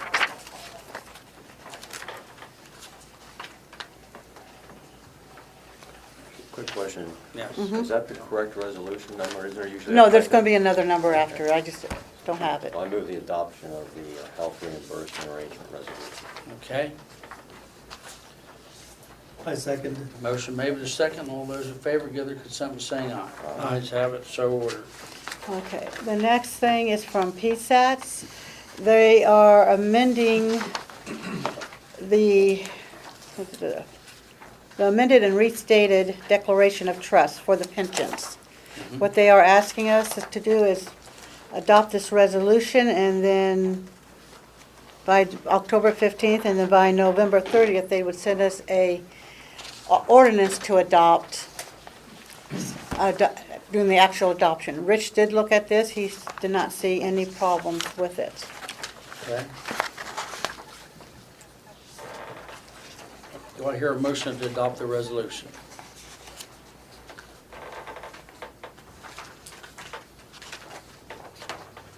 I move we adopt the restatement approval of counterpart of Penn Township, Pennsylvania, approving amended and restated declaration of trust resolution For the pension. for the pension. Thank Okay. Do I hear a second? I second. Okay, motion made with a second. All those in favor give their consent by saying aye. Ayes have it, so ordered. Okay, the next thing is the same thing, but it's for the Health, Life, and Disability Trust. We don't have the health, we just have the life and disability. And Richard looked over this one also, and he also, Okay, I make a motion that we adopt that resolution. I second the motion. Motion made and second, all those in favor, give it consent by saying aye. Aye. Ayes have it, so ordered. Blinker, MPDES survey. yes, we have received a NPDS permit application notification construct an area of land to support the applicant's excavation demolition utilities business for the purpose of reprocessing clean building materials for stockpiling for future off-site use. This is the normal form that we ask. They ask us, do we have a subdivision ordinance, a comprehensive plan, and zoning, and then they ask us if it complies with the zoning. Mr. Linker has received conditional use approval. He has received variances, and I've listed them for you, but he has not submitted a land development plan for the recycling thing. So, what do you want to do with it? We have until the 19th, I believe. Yes, September 19th, to give some type of response. If we don't, they'll send it in empty with the assumption that we agree. So the information should be put on there from the township, what he's required yet to do. Yes. Okay. And not to respond gives him an open end that he just walks in the door. Yep. So he needs the land development. No, the question meets the provisions of the local zoning ordinance. Is that a yes? Meaning that he has conditional use? Pardon? I'm asking if that's a yes, that he meets the zoning ordinance with the conditional use. Yes, Okay. as in my mind it is. He would have to, why not? Yeah, I'm just asking what to put down. Yeah. The conditional use that he was granted was for a totally different plan than what he has. No, it's for what they're saying in this plan, under the project description. It's saying what he was granted for that. He was granted the conditional use for the plan he submitted to proceed, but he had an awful lot to do, and he never went any farther. I mean, nothing close to what he had submitted in that plan. Nothing. No. No, we have the concept plan, that's it. That concept plan, that's it. That's all he got, was the conditional use. That didn't open the door for him to do whatever he wanted. So he's asking conditional use for a process he already started without permission. You got it. No, No, no, he did this up front. He got the And then- conditional use up front. Yeah, but the problem, where we just recently had the problem for the cease and disorder, Yeah. is that including that? That Is is, this is for the Lincoln property on 1115. Correct, yes. Yeah, yes. That's the But cease the and illegal desist. processes he was doing there, now he's asking permission to do those things. No, I think he's asking to do the whole plan. But the whole plan, but now Yeah. now he wants to try to do it right after he's done it wrong. Yes. Yes. That's about what it amounts to. Yeah. Correct me if I'm wrong, but in his original proposal that was approved, wasn't his intention to sell to the public Yes. from materials that he recycled? Yes. Yes. He was gonna, That's not stated in the project description on page 1 of the Skelly and Lloyd. all in accordance with the grant of conditional use by the Board of Supervisors on July 28, 2010. And the variance is granted Yeah. from the zoning hearing board. You need the color. Oh, Brian has the plan itself.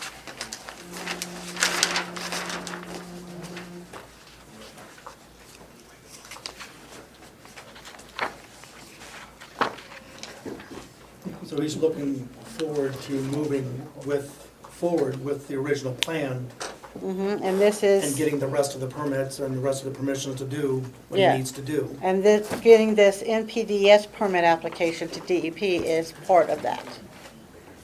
Question. If all he ever had was a conditional use plan, how did we end up with that mound of concrete and other stuff down there? Because he did what he wanted to do. They did what he wanted to do. Another one that costs us money because you have someone that chooses to violate everything that's out there, Lee. We gotta spend that money then to bring them, to haul them in. That's where our expense comes from, the township. You're talking about lawsuits and stuff, nothing we created. And I would like to know why he was never required to remove that when it wasn't allowed to be there in the first place. Material was illegally dumped there by a third party, not by him, after the fact. And they were made to remove that, even though that was not their property. So why was he never required to remove all that concrete, that whole Lowe's building? Why wasn't that ever hauled out of there when it shouldn't have been put there in the first place? Well, I guess that's a good question. Cece, that all boils down that he hinged back on the county that he was allowed to dump it there, that he had a permit. I'm telling you, that was the start of it, was not. He had a permit from the county to move in there and store materials and stuff, and then when he felt that, then it, just like you said, he become a constant violator, dumping whatever he wanted. So, as to not making him take that out of there, remove it, that's an issue that we were hoping was going to go away, that he would take it out, but he hasn't made a move. You're correct. No? So, did you guys have any more on that down there? I know you made the other guy haul his stuff out. You still working on that down there, or nothing else hanging there? Nothing else hanging. Nothing else hanging. They continue to haul topsoil out of there, which is still conducting a business, which that property does not have a permit to conduct a business. I don't care if that's being That's sold to That's Tokyo. true. He doesn't have a permit. So I don't know how they've been allowed to remove topsoil, which is being used in a business, whether a property owner calls up and says, I need a truckload of topsoil dumped in my yard, or a contractor calls up and says, we need to fill a hole, I need a bunch of soil. It's still, he's still collecting money, whether someone is receiving that product or he is using it on a project that he is working on. It is still used for his conduction of business.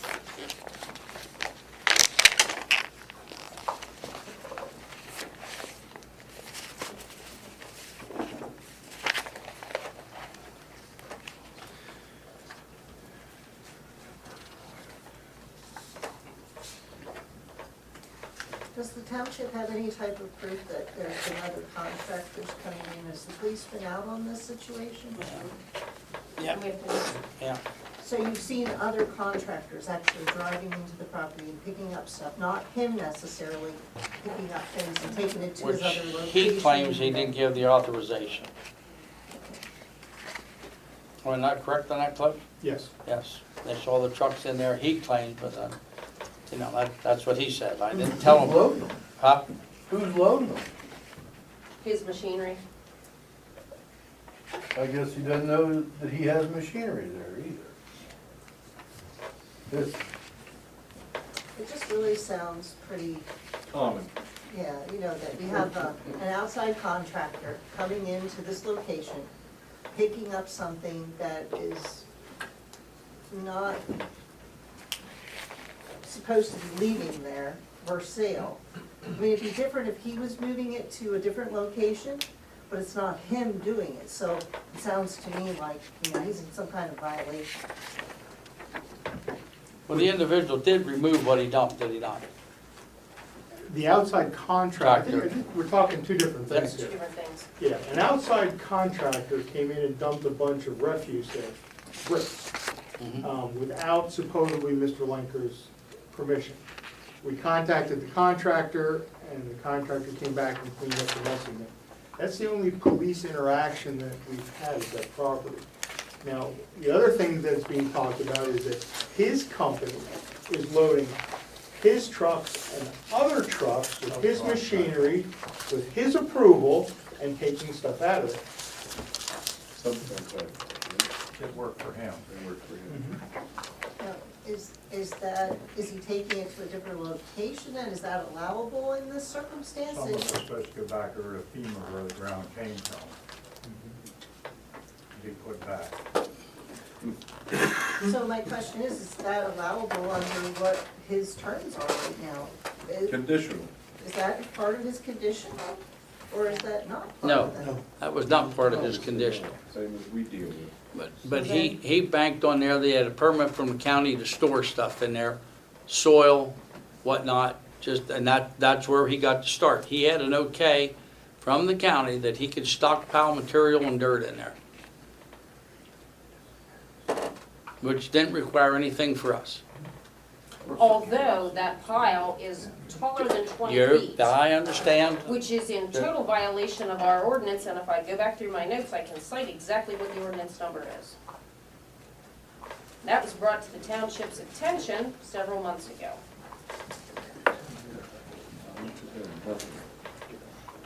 It sounds like he's doing what he applied for, though, if he's removing it. 1314.2 ordinance. What is it?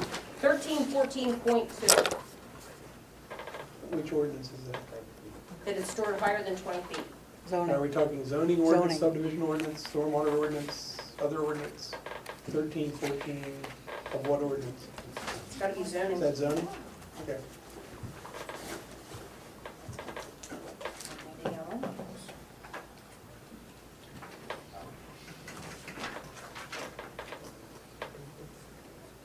Zoning ordinance 1314.2, outside storage of raw materials and/or finished products shall be permitted only within the buildable area of the lot to the rear of the front building wall of the principal building, and shall not exceed 10 feet in height in residential districts and 20 feet in height in other districts. Don't need a tape measure to see that's more than 20 feet tall. That's the ordinance. But there it stands. Well, we're back to what's the wish of the board, spending more money, by golly, on these frivolous lawsuits that somebody else creates. Henry, now, will the zoning officer have taken care of this? Yeah, keep going back to this, only because, as we sit here, spend hours and time and money hearing complaints, would the zoning officer have taken care of this a year ago, or 6 months ago, never let this happen at all? Helen, when we get back from Lenny telling us anything in regards to it, To this? okay? You give us the information back, okay? Okay. What do you have? Oh, from Lenny. Yep, in regards to that, as far as the zoning officer taking a look at it. We don't have one, that's what I'm asking. Yeah, we do. Yep. We do have a zoning officer. Yes. Yep. Okay, that's CC. No, he's not called. I mean, he got in trouble down there. Cece, there was a plan come back that, yes, he did violate the streams from DEP, and he had to clean that out and all that stuff, which he said he didn't, you know. There He was said that forced- in a meeting here last November, he called me a liar in this meeting, that he had approval from DEP, he was in total compliance with them, and DEP was happy with everything he did. Well, once again, he lied. He wouldn't be made redo things by DEP if he was in total compliance with them. Okay.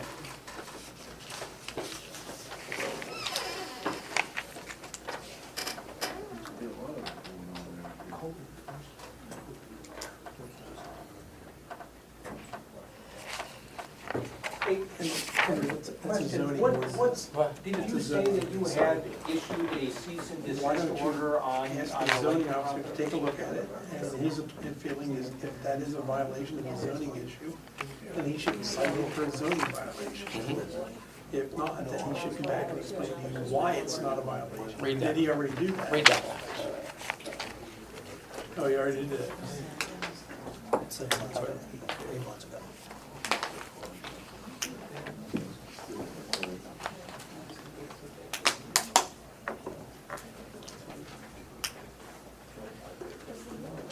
So he asked them to provide information, they never responded.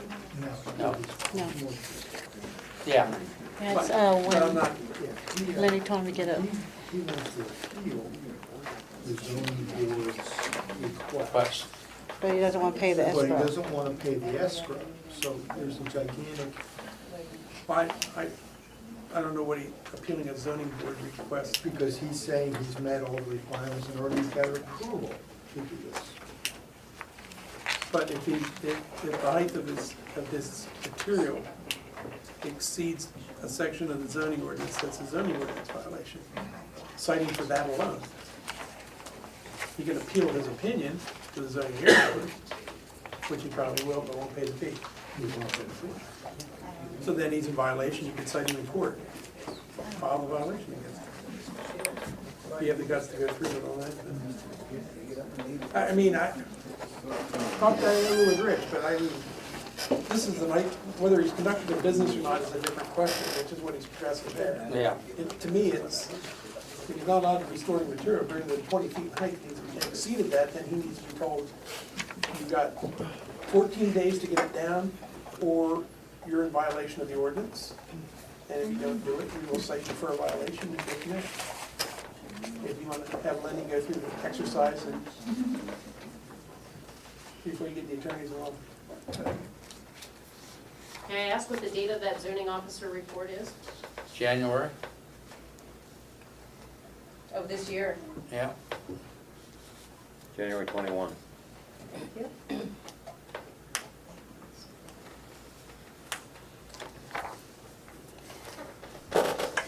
Here again, We have the same situation as the Morrison property. okay, We finally have somebody that wants to come compliant, but, or the Tashik property. yeah, Yep, exactly right. And this is what you get for trying to work with people, thinking they're gonna comply, thinking they're gonna work with you. You cut them every break, and you take it as long as you can. And hope that you're into it. So he doesn't wanna pay the fee, he doesn't wanna do anything but he wants, but just, that's it. So you're citing for the violation, you file the violation, take him to the local JP, if he doesn't come in against it, you get a citation against him, and you can continue the process with the zoning officer. Okay. But How often is our zoning officer in township? I don't know that answer because he doesn't come into the office every week anymore.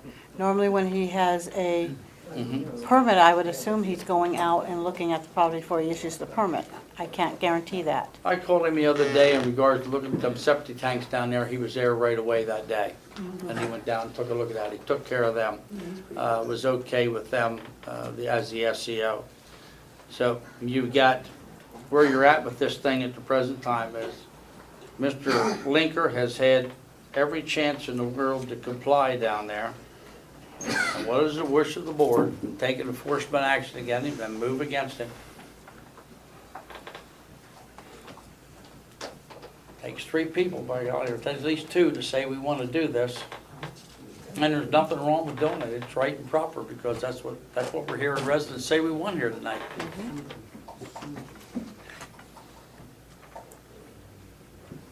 I'm sure if anyone else in this room had to sit in their house and look out the window at that pile, I'm sure things would be different. Absolutely. We need to get back to compliance in this township. Come on. If we don't get tough on somebody, everybody's gonna take advantage. And they are already. And they are. They are, and I guess it's known that Penn Township's a pushover. I move we direct the zoning officer to We voted you in inspect the here. site and cite Mr. Linker for a zoning violation for piles greater than 20 feet in height. And what was the name of that, what was that section number again? 1314.2. 13.2 of the zoning ordinance. Pardon me? Another officer can file a citation on the zoning ordinance. Can he? But he doesn't. No, he doesn't He want, doesn't. no, he'll go through the police. Why doesn't he file it? Don't know Do that I need to answer. amend the motion? I understand that, but he can file a citation. He can send him for a violation. Take it to the DP. That's. Well, you're one of the few townships. I can tell you several Yes, townships Mr. where you do it. Whatever, you do it. With these, If he violates it, give him an opportunity to fix it, and if he doesn't, tell him We you're citing. would file, the police would file the citation, not the zoning officer. Okay, then I Yeah. amend the motion to But he- replace Mr. But Pardon me? the zoning officer needs to decide if it's a zoning violation. Okay, Because if he doesn't decide it's a zoning violation, then they can't file a They citation. can't compile the All right. complaint On the height without- of the, all right, so I amend the motion to direct the zoning officer to inspect the site and determine if there is a zoning violation, and if so, that the police issue a citation for that violation. I second that motion. Now, Mr. Frickles has a question, wouldn't this be a code enforcement officer's deal down here? Okay, That's code what's- enforcement officer, take a look at it, here's the people that make the arrest, and that's where we're at right now. Puts it back in, no different than the zoning officer's gonna come out and take a look at it and determine there is a violation according to the sections in your zoning. And if he determines that and the supervisors agree to it, then they can make the arrest or they can cite him. We have a zoning. Go ahead. Codes enforcement officer. Yeah, Is our police department also our codes? Yes. Yes, yes. oh, is that right? for non-zoning, yeah. For non-zoning. Well, they still do the citing for the zoning. So the zoning officer. So Brian, your determines it's a thing is, violation. your motion is to send the zoning office out to determine if there's a violation, and if there is a violation, and he does not clean it up within Again, I would give it. whatever days. Do you have to use the time? I don't know, normally you have to give them time, don't you? Well, you're gonna have to. Oh, Yeah. okay. Clifford, you're gonna have to give them a time frame. Yes, Yeah? yes. We're gonna have to give them so many days, we're gonna send them a registered letter, Yeah. giving them so many days to reduce the height of the piles. If at the end of those days, he doesn't reduce the height of the piles, the zoning officer will have to go back and confirm that that did not happen. They notify us, and then we will issue a citation. Well, and also, do we need the zoning officer to determine the base of that pile? So there's, he can't say, well, this is the base and this, or we're saying this is, where does that 20-foot, where does it start? So that's what I. Correct me if I'm wrong, I Because think. there is going to be tit and tat, and let's try to cut it off at the pass, saying we established this, and from this point here up is where the violation is, if there is a violation. And quite apparently there is. Pretty much level with the road in there originally. There has to be a starting point, because if not, because of That's the, what I said, it was well, level. and because of the history with this, he's going to push it. Yeah, I know. And I just want to be proactive, cut it off at the pass, that way there's an understanding. It starts here, whether it's the surface of the road, level a little over and up, or the driveway, or whatever, we need a starting point. Do we have to determine that, or should the? The zoning officer would have to determine that. Okay. But let's make it a point to the zoning officer that he needs to establish a base for the height. Where is it going, you know? Which he would have to do before he could determine if it Correct. was violating that maximum height. Correct. So- And he probably ought to let the enforcement arm know exactly what that determination was so that they know what to cite. Correct me if I'm wrong, you need Lenny to go out to ascertain that there's a violation. Okay? Violation has to, before the back, say, Cliff, there is one. Supervisors have to say, upon the receipt of that letter, so many days. So you don't know when Lenny's gonna get it back, when you're gonna get it back, it says the violation, so you're gonna have to put a motion in there to the effect upon the zoning officer determining that there is a violation. Citation is filed, and the receipt, when you have confirmation, he receives it. He got 30 days from the date of receipt to comply or do something, or you're gonna be fired. You're gonna have to put it in that, you're gonna have to put it in that perspective, is the only way you can do it. Whatever the appropriate time is, whether it's 30 days or 15 days, or, depends on what I he. don't think it's spelled out anywhere, I think we set that. We said that. Give him 30 days, but you're gonna have to get Lenny out to do that. Give the report back here, there is a violation, and if you wanna move on tonight, you're gonna have to put it in the format that after Lenny's done it, give it to him, and he receives a letter, he has 30 days from the receipt of the letter. We'll know what the receipt of the letter is, because it's going certified mail or registered mail. Yes. If we may, I'd like to shorten the length of that, not 30 days, let's make it 14 days. He's already been in violation for 7, 8 months. if you think, And 14 days from Again, the time. I don't know the extent of the issue, can he clean it out of there in 14 days as a judgment? No. If you don't I think would doubt based on, that. Huh? I said he brought it in a hurry, he can take it out in a hurry. I don't care if he dumps it in his front yard. but I mean, if that's not reasonable, then you give him 21 days or 30 days, Yeah. whatever you feel is reasonable and appropriate. And you're going to probably end up back down there, and I've seen it before, where we had our district justice come down, walked out on the site, and said, 14 days ain't enough, this ain't this, I extend it. Yeah, Yeah. I've been there with them, I've seen it happen. right. Where he came out and had a hearing right on the job site. And that's how our lawnmower man got away with it at Purdy's for so long. He's the one that granted him all of that down there and tied this township's hands that we couldn't make him clean it up. So what was the number of So days in based the on last history version of the motion? and experience. Give him 30 days. Give him 30 That's days. fair. I just- You yeah, suggested that's 30, been he dragging suggested on for so long. 14. He's been in violation for so long. Yeah. It's time that the residents around there, and that's a conflict we have when we have residential and business next to each other. But again, he should be a friendly neighbor, he should be a kind neighbor, and he hasn't been. So we have a motion of effect in the form that I just said. Yeah, but we're Huh? still, I still need to know a final number, 30 or 14? 30. 30, Okay, I'm sorry. I okay. would like to see 30. I think it's more reasonable. That's And I think, And not knowing the history. that would stand a little bit better. Right. And not knowing the extent of what it is Yeah. to take out. Exactly. And then is there, what's the rest of the motion after the 30 days, Ellen? please? After 30 days, if it's not in compliance, he gets cited. Okay. Or we're gonna send Lenny out to, at the end of the 30 days is my question. What's You that? have Yeah, to. you have to, to see Yeah, whether okay. it's compliant. Yes. Okay, He's gotta go back out and see whether there's compliance in his opinion. okay. And then if it's not, then he gets cited. Correct. Okay. We have that form of motion? I Yeah. made the motion. Okay, motion, I'll second. All those in favor give their consent by saying aye. Aye. Ayes have it, so ordered. Okay, now back to the MPDS. Yeah. I'm gonna put down that he has not done the land development plan yet. And that it does meet the local zoning for the MPDS permit with the Well, conditional I don't know, use. you don't have a land development. You don't have. Okay, so we can't say that. He's got, you could say that he's gotten the various approvals. Yeah, Variances and conditional use, but he has but not he done hasn't that. submitted a plan to determine whether he's fully compliant with zoning. Okay. Okay, Yeah, that was only a sketch plan he Yep. he done has a originally. concept. Originally. Okay, Yep. And we already took care of the demolition. And that's all on my report.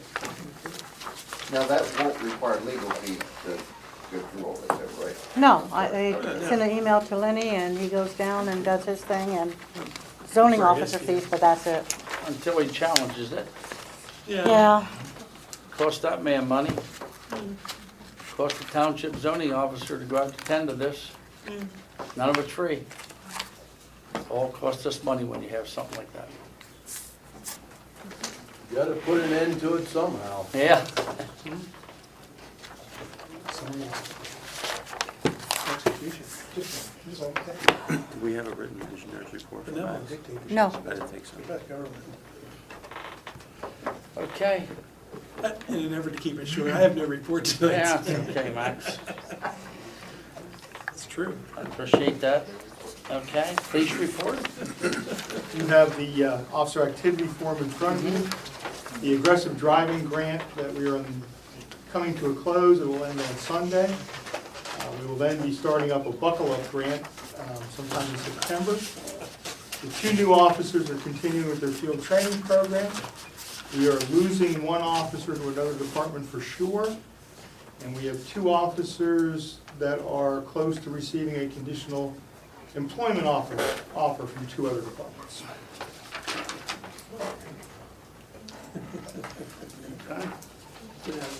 Which officer are we losing for? Might as well say, what the hell? I really want to know.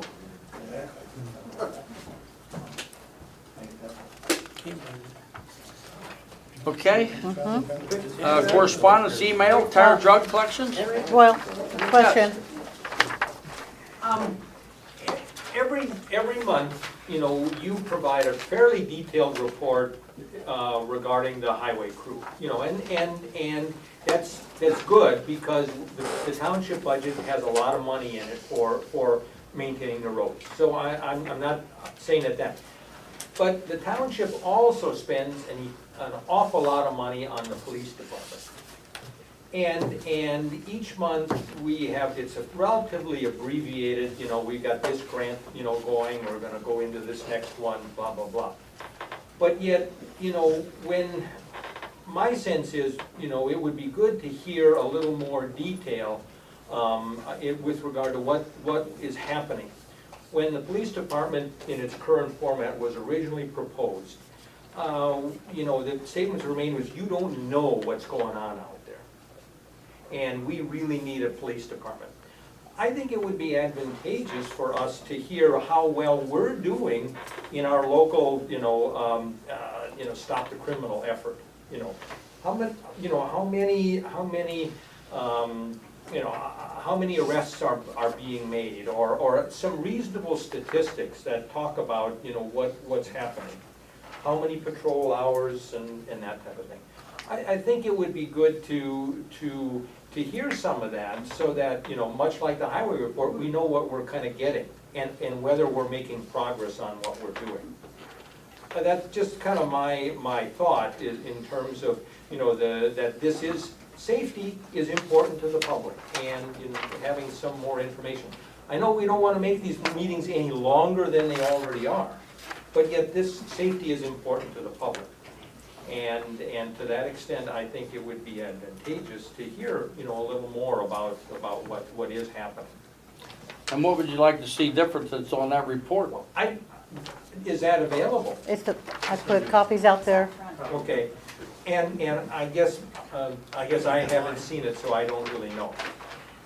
I'll have to take a look at it, but my point still stands in terms of, you know, I think that it's okay.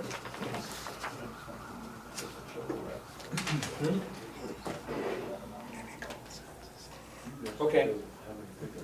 I'll take a look at this. Yes, Mr. Freckles. Thank you. They had started out at one time putting that on their police department's webpage. I think it's like 2012, but all of last year, I didn't think there was anything posted.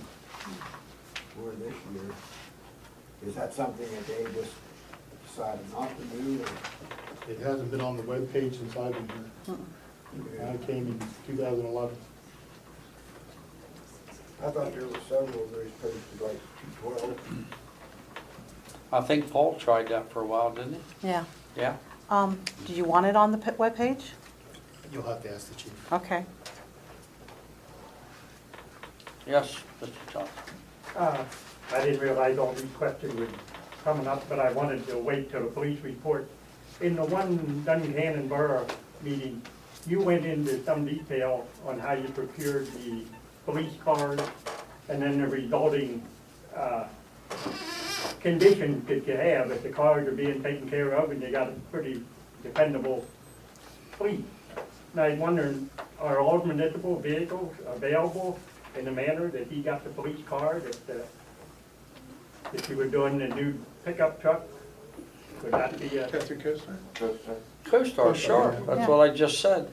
Yeah. We buy all of our vehicles that way, every one of them. Because that, you know, he made a nice presentation Yep, there with... and we've done that when we bought the pickup truck, the last truck, all of them, all been bought through CoStar. Yeah, because I All the haven't heard police any... cars have been too.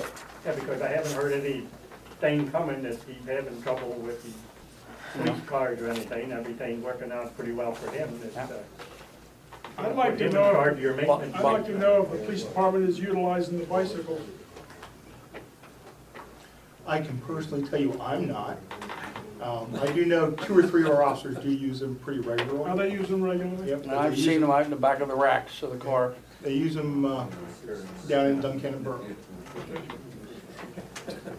Question, if I heard correctly, I'm sorry, I'd like to. If I heard Chief Chief Pickles last month correctly, he said units are backing up PSP, they're requesting your backup. On occasion, yes. Is that quite a bit, or What's your definition of quite a bit? 15 times a month? No.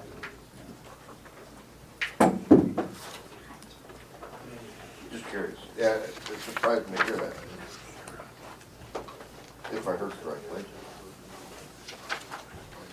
I think, Lee, if you were here, I even reported that I came down the road, saw our police car up in New Buffalo up there, and that particular instance up there where they had the boys on the ground, they were added for assist from the state police, by golly, at that time up there, because I wanted to know what our car was doing up there, whether it was our people or that.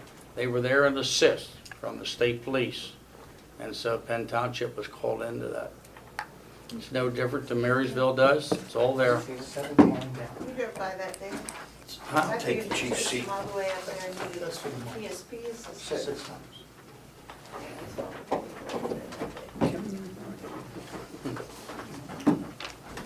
That's 6 times they called you then to be found.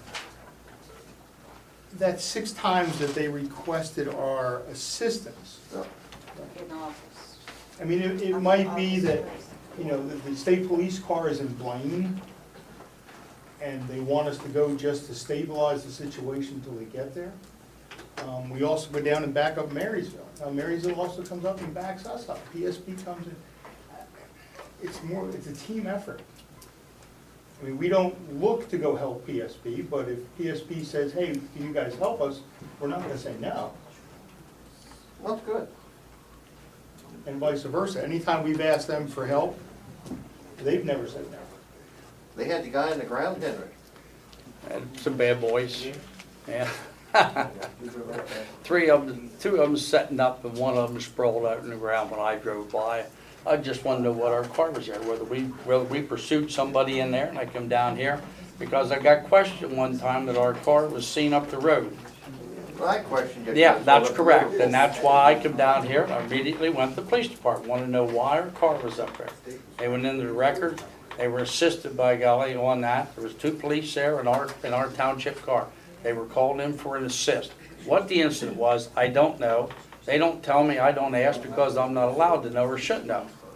You can't put information out there where you get a chance to affect the case. So I don't know what they were chased for, what they were caught for. All I know was I questioned why our car was there.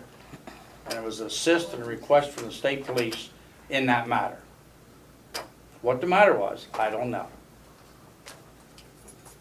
But I know they had the boys sprawled out on the ground. They had them out of the car, laying face down. Okay. Permit report. Yeah. Gotta find out where I buried my, here it is. Okay. Correspondence email, tire and drug collections, Helen? Okay, yeah, they're For gonna have, information? yeah, for information, they're gonna have a tire recycling challenge on Saturday, September 20th from 8 to 12 at Oliver's Township Building. And they're gonna have a drug take-back collection on September 27th from 10 to 2. And then you have to go to a website, which I can get that for anyone. Oh, the Newport Police Station is usually the drop-off site, it says on the email. Okay. Okay. Old business? The website feedback, this was tabled from last month. The No More Hate organization. That's what it says. I went on the webpage, their webpage, and printed off what they say their purpose is. My question is, do you want it on the webpage? The link.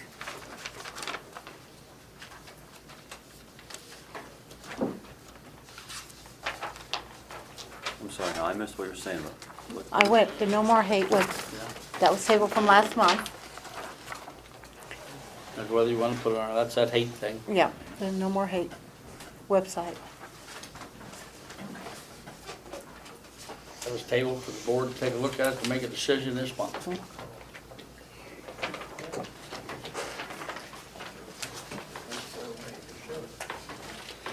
You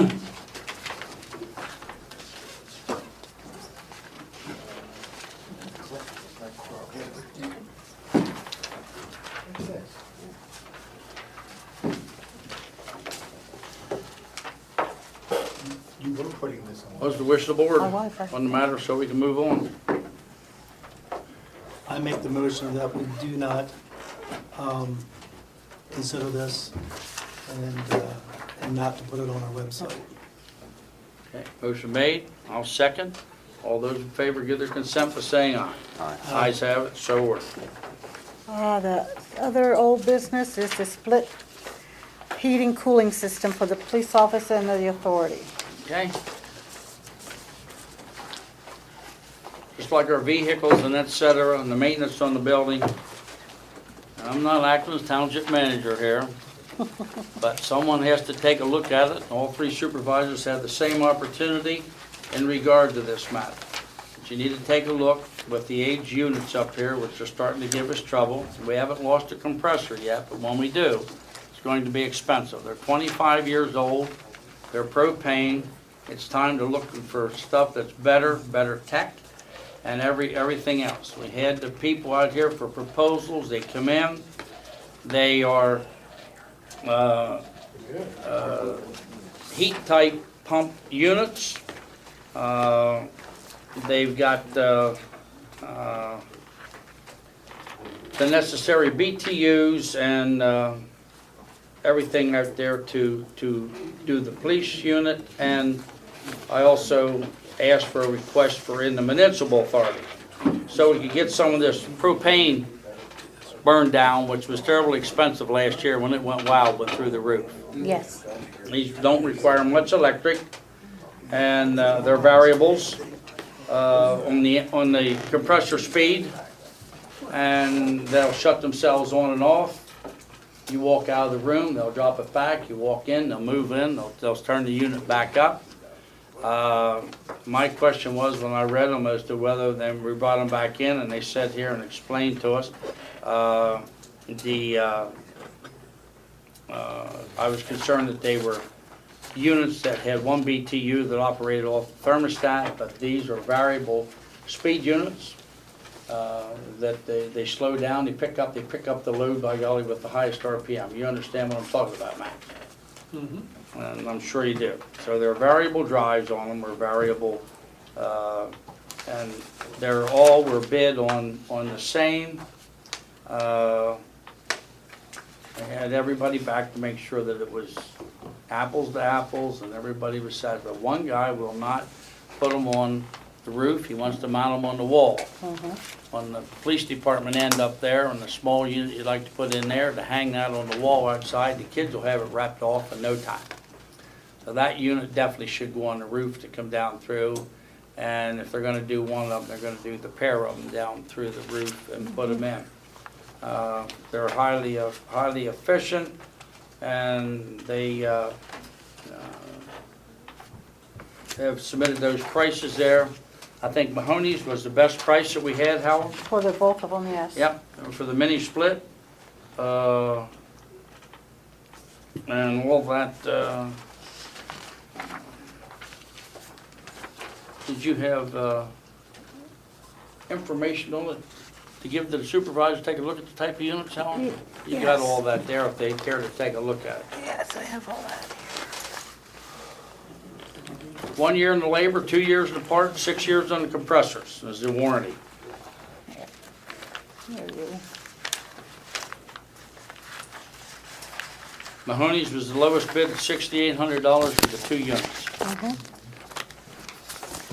That would still leave you up there at the present time. They are, amazed me that the old heat pumps used to have put auxiliary heaters in them. These will operate down and make heat to -5 degrees. What's the SEER on them? Pardon? What's the efficiency rating on them? SEER rating? I'm not sure the chart here, I'm looking for it. They have a chart here, Brian, that shows you what the current models are, the older models and the new models, and they operate down to -5 without electric auxiliary. I don't see that on there.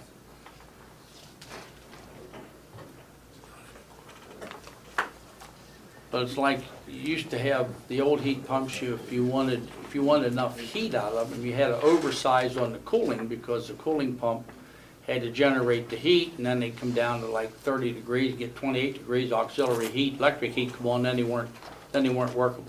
These here don't have that. They've changed all that. There's no auxiliary heat in these, no direct current burns, on them in there with a coil or anything to pick up the load. They operate on a 30 amp breaker. Not much current draw. And we have adequate places down here in our electrical box for them. So I went out and thought it was time to take a look at that, bring it back before the Board of Supervisors, see whether they want to entertain it or put up with the old system and the repairs that we got. But they ought to be taking a look now, replacing a little bit of these right along until you get those units out of service. That's part of what we got money in our capital reserve for, to take care of this building. Is tonight the first time the other two supervisors seen this information? Pardon? Is tonight the first night of the them guys? No. No, this information was provided, to us last month. That's fine. And we tabled it, saying, The only thing I brought the guys back in was one fellow missed that he was supposed to give us a price in the municipal authority. He only had the police department. And some of them, one of them down there had 15,000 BTU. We have one guy here said he'd like to put 18 in. He gave us his price, 3 more. The other 2 were satisfied that 15 and the municipal authority is going to be adequate, And so I tried to get them, let them know exactly what everybody was bidding BTU, but not what the prices were. So that they could take a look at that if nobody put something in bigger or wondering what the other guy put in standing. So everybody had the same opportunity to bid on the same BTUs. And one individual did submit, he wanted to put 18. 18 in the authority. Yeah, in the authority.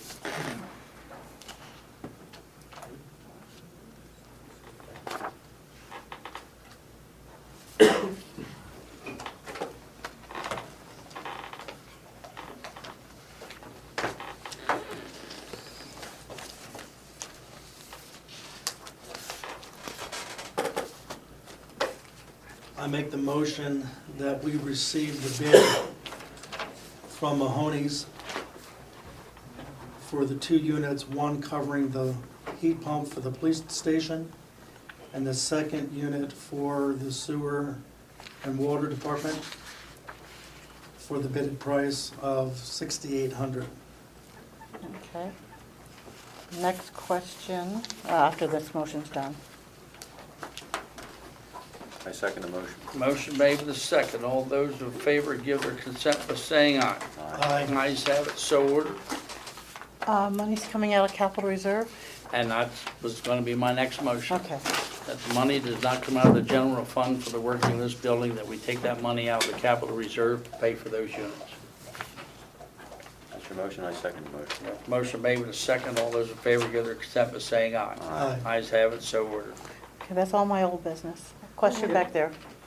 Yes. Can I ask a question about what was done last month at you approved some changes to the fee schedule. There were 2 minor ones, and then there was one, the last one you approved wasn't discussed too much, but it was a $125 fee for a wireless connection fee or something like that. Can you explain what that is? The wireless ordinance that we adopted, there's fee schedules that had to be adopted for by the township. Okay. Okay? If we'd have had that wireless ordinance in effect, which I think I made a statement out there, came back to the tower back there at my place and come back along the road through the right-of-ways, we'd have been entitled to about $7,000 for that. We missed that. We didn't have it quite done. We'd also had coverage on the wireless that goes to the tower in Robs, which comes up 849 and come in our right-of-way, on our right-of-way. That particular tower at Robs, they brought the cable in, terminated at the pole at our right-of-way, did not connect it into the tower. They knew we had an ordinance. They come back and wanted to know what it cost them to hook onto that. we adopted that, but we also had to sit down and make up some fees. And we still have some more of them Yes. yet to do before the end of the year in other areas.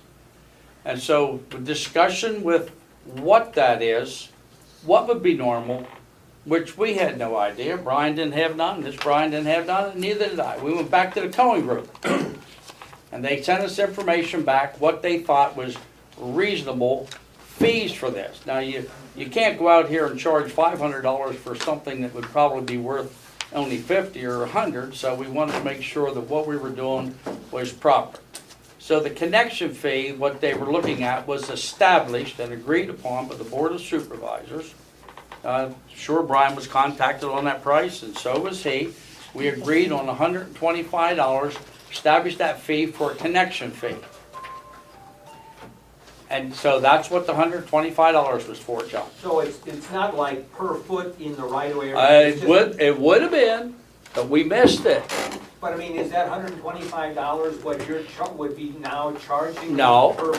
It's just to go from that final pole into there? A connection fee, we had a different situation here. The wire was already run. We couldn't do anything about it. We couldn't establish a fee for it. But we'll have that in the future when they bring a new one in, No, or any upgrades. you haven't set that fee yet. Not yet. Basically what it costs to maintain the Yeah. And I right of way over that. I think we had recommendations for him as to what that should be per foot. Yeah, it's over in the office. She has that over in the office. They Okay. sent that along back. All right, but okay, that answers the question. I mean, it was not clear last month what that fee was that you Yeah, had said. we had the opportunity to establish something out there. We took a look at it all the way around, John, and they said that fee could be anywhere from something to $500 or a couple $100, I forget what it was. We established it at $125. That was connection fee from the pole to the tower. Right, okay, thank you. Yes. Old business, I know we kind of passed over permits, so I'm just wanting to find out what new permits have been issued in the office recently that we need to be aware of. What came back from the municipal authorities specifically on the Morrissey situation back? Has there been any changes there as far as occupancy permits or anything that have come up at this point in time? On the maintenance building? On the maintenance building? The maintenance building occupancy was given to them after they met all the requirements on the permit, all the UCC code inspections were done, all the reports came back in this township. We received a letter from the authority that said that they would accept the storage, that he was okay in that, and he finally met all the requirements, and then there was no reason why not to give him that occupancy permit. But it took a plea at the municipal authority building, a meeting, to try to get that issue squared away. The back and forth had to stop, or we'd still be sitting here arguing about something tonight that we shouldn't be. But he finally met everything there in regards to the maintenance building and got the occupancy permit. Now, as far as the conditional use building, Yeah. we had a cease and desist, I believe, last month. Where do we stand on that? Because last I heard, I believe that he's supposed to tear out some of the things that were not in the original conditional use. And that is still at the present time on hold. There is some issues that have arisen from that have come up to my knowledge just recently, and I will share that executive session with Mr. Peters and Mr. McGuire here shortly after this meeting. And that has to be taken a look at to make sure that where we're at is all proper. Okay, so but there, at the present time, there's nothing moving on that that I know of. Will you guys be coming back after the executive session to share anything or nothing at that point? Nothing, I can share what I know at the present time until we go. But there's no cease and desist, right? Oh, yeah. For the barn, there No, is. he uses it every day. What's that? He uses it every day. No, he's allowed to store stuff in Okay, there. that's what I wanna know, the difference between a cease and desist and. He was ordered to cease and desist down at the other building. Was he on It was on both buildings. both buildings down there, cease and desist? Yes. Okay. Every day, Yes. And then he's- every day. Okay. And that is one of the issues that I'm gonna discuss with these gentlemen here that's been brought to my attention where we're at. Okay. And you want pictures, I got them. Okay? Okay? New business. Cable franchise. Okay, cable franchise agreement, newsletter, Helen? I gave you Yep. some articles that I have. I'm still waiting for one from the police department and from you. Look them over. Any changes, anything you want to add, let me know.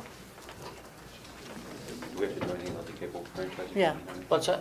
Cable franchise, Yeah, the cable franchise agreement's before the board for acceptance. yes. Okay? What is the wish of the board for accepting the cable franchise agreement? Since we got through our hearing, we had no objections, everything should be okay with it as far as I'm concerned. It's been advertised. Do I hear a motion? It's been advertised. Do I hear a motion to accept the cable franchise agreement?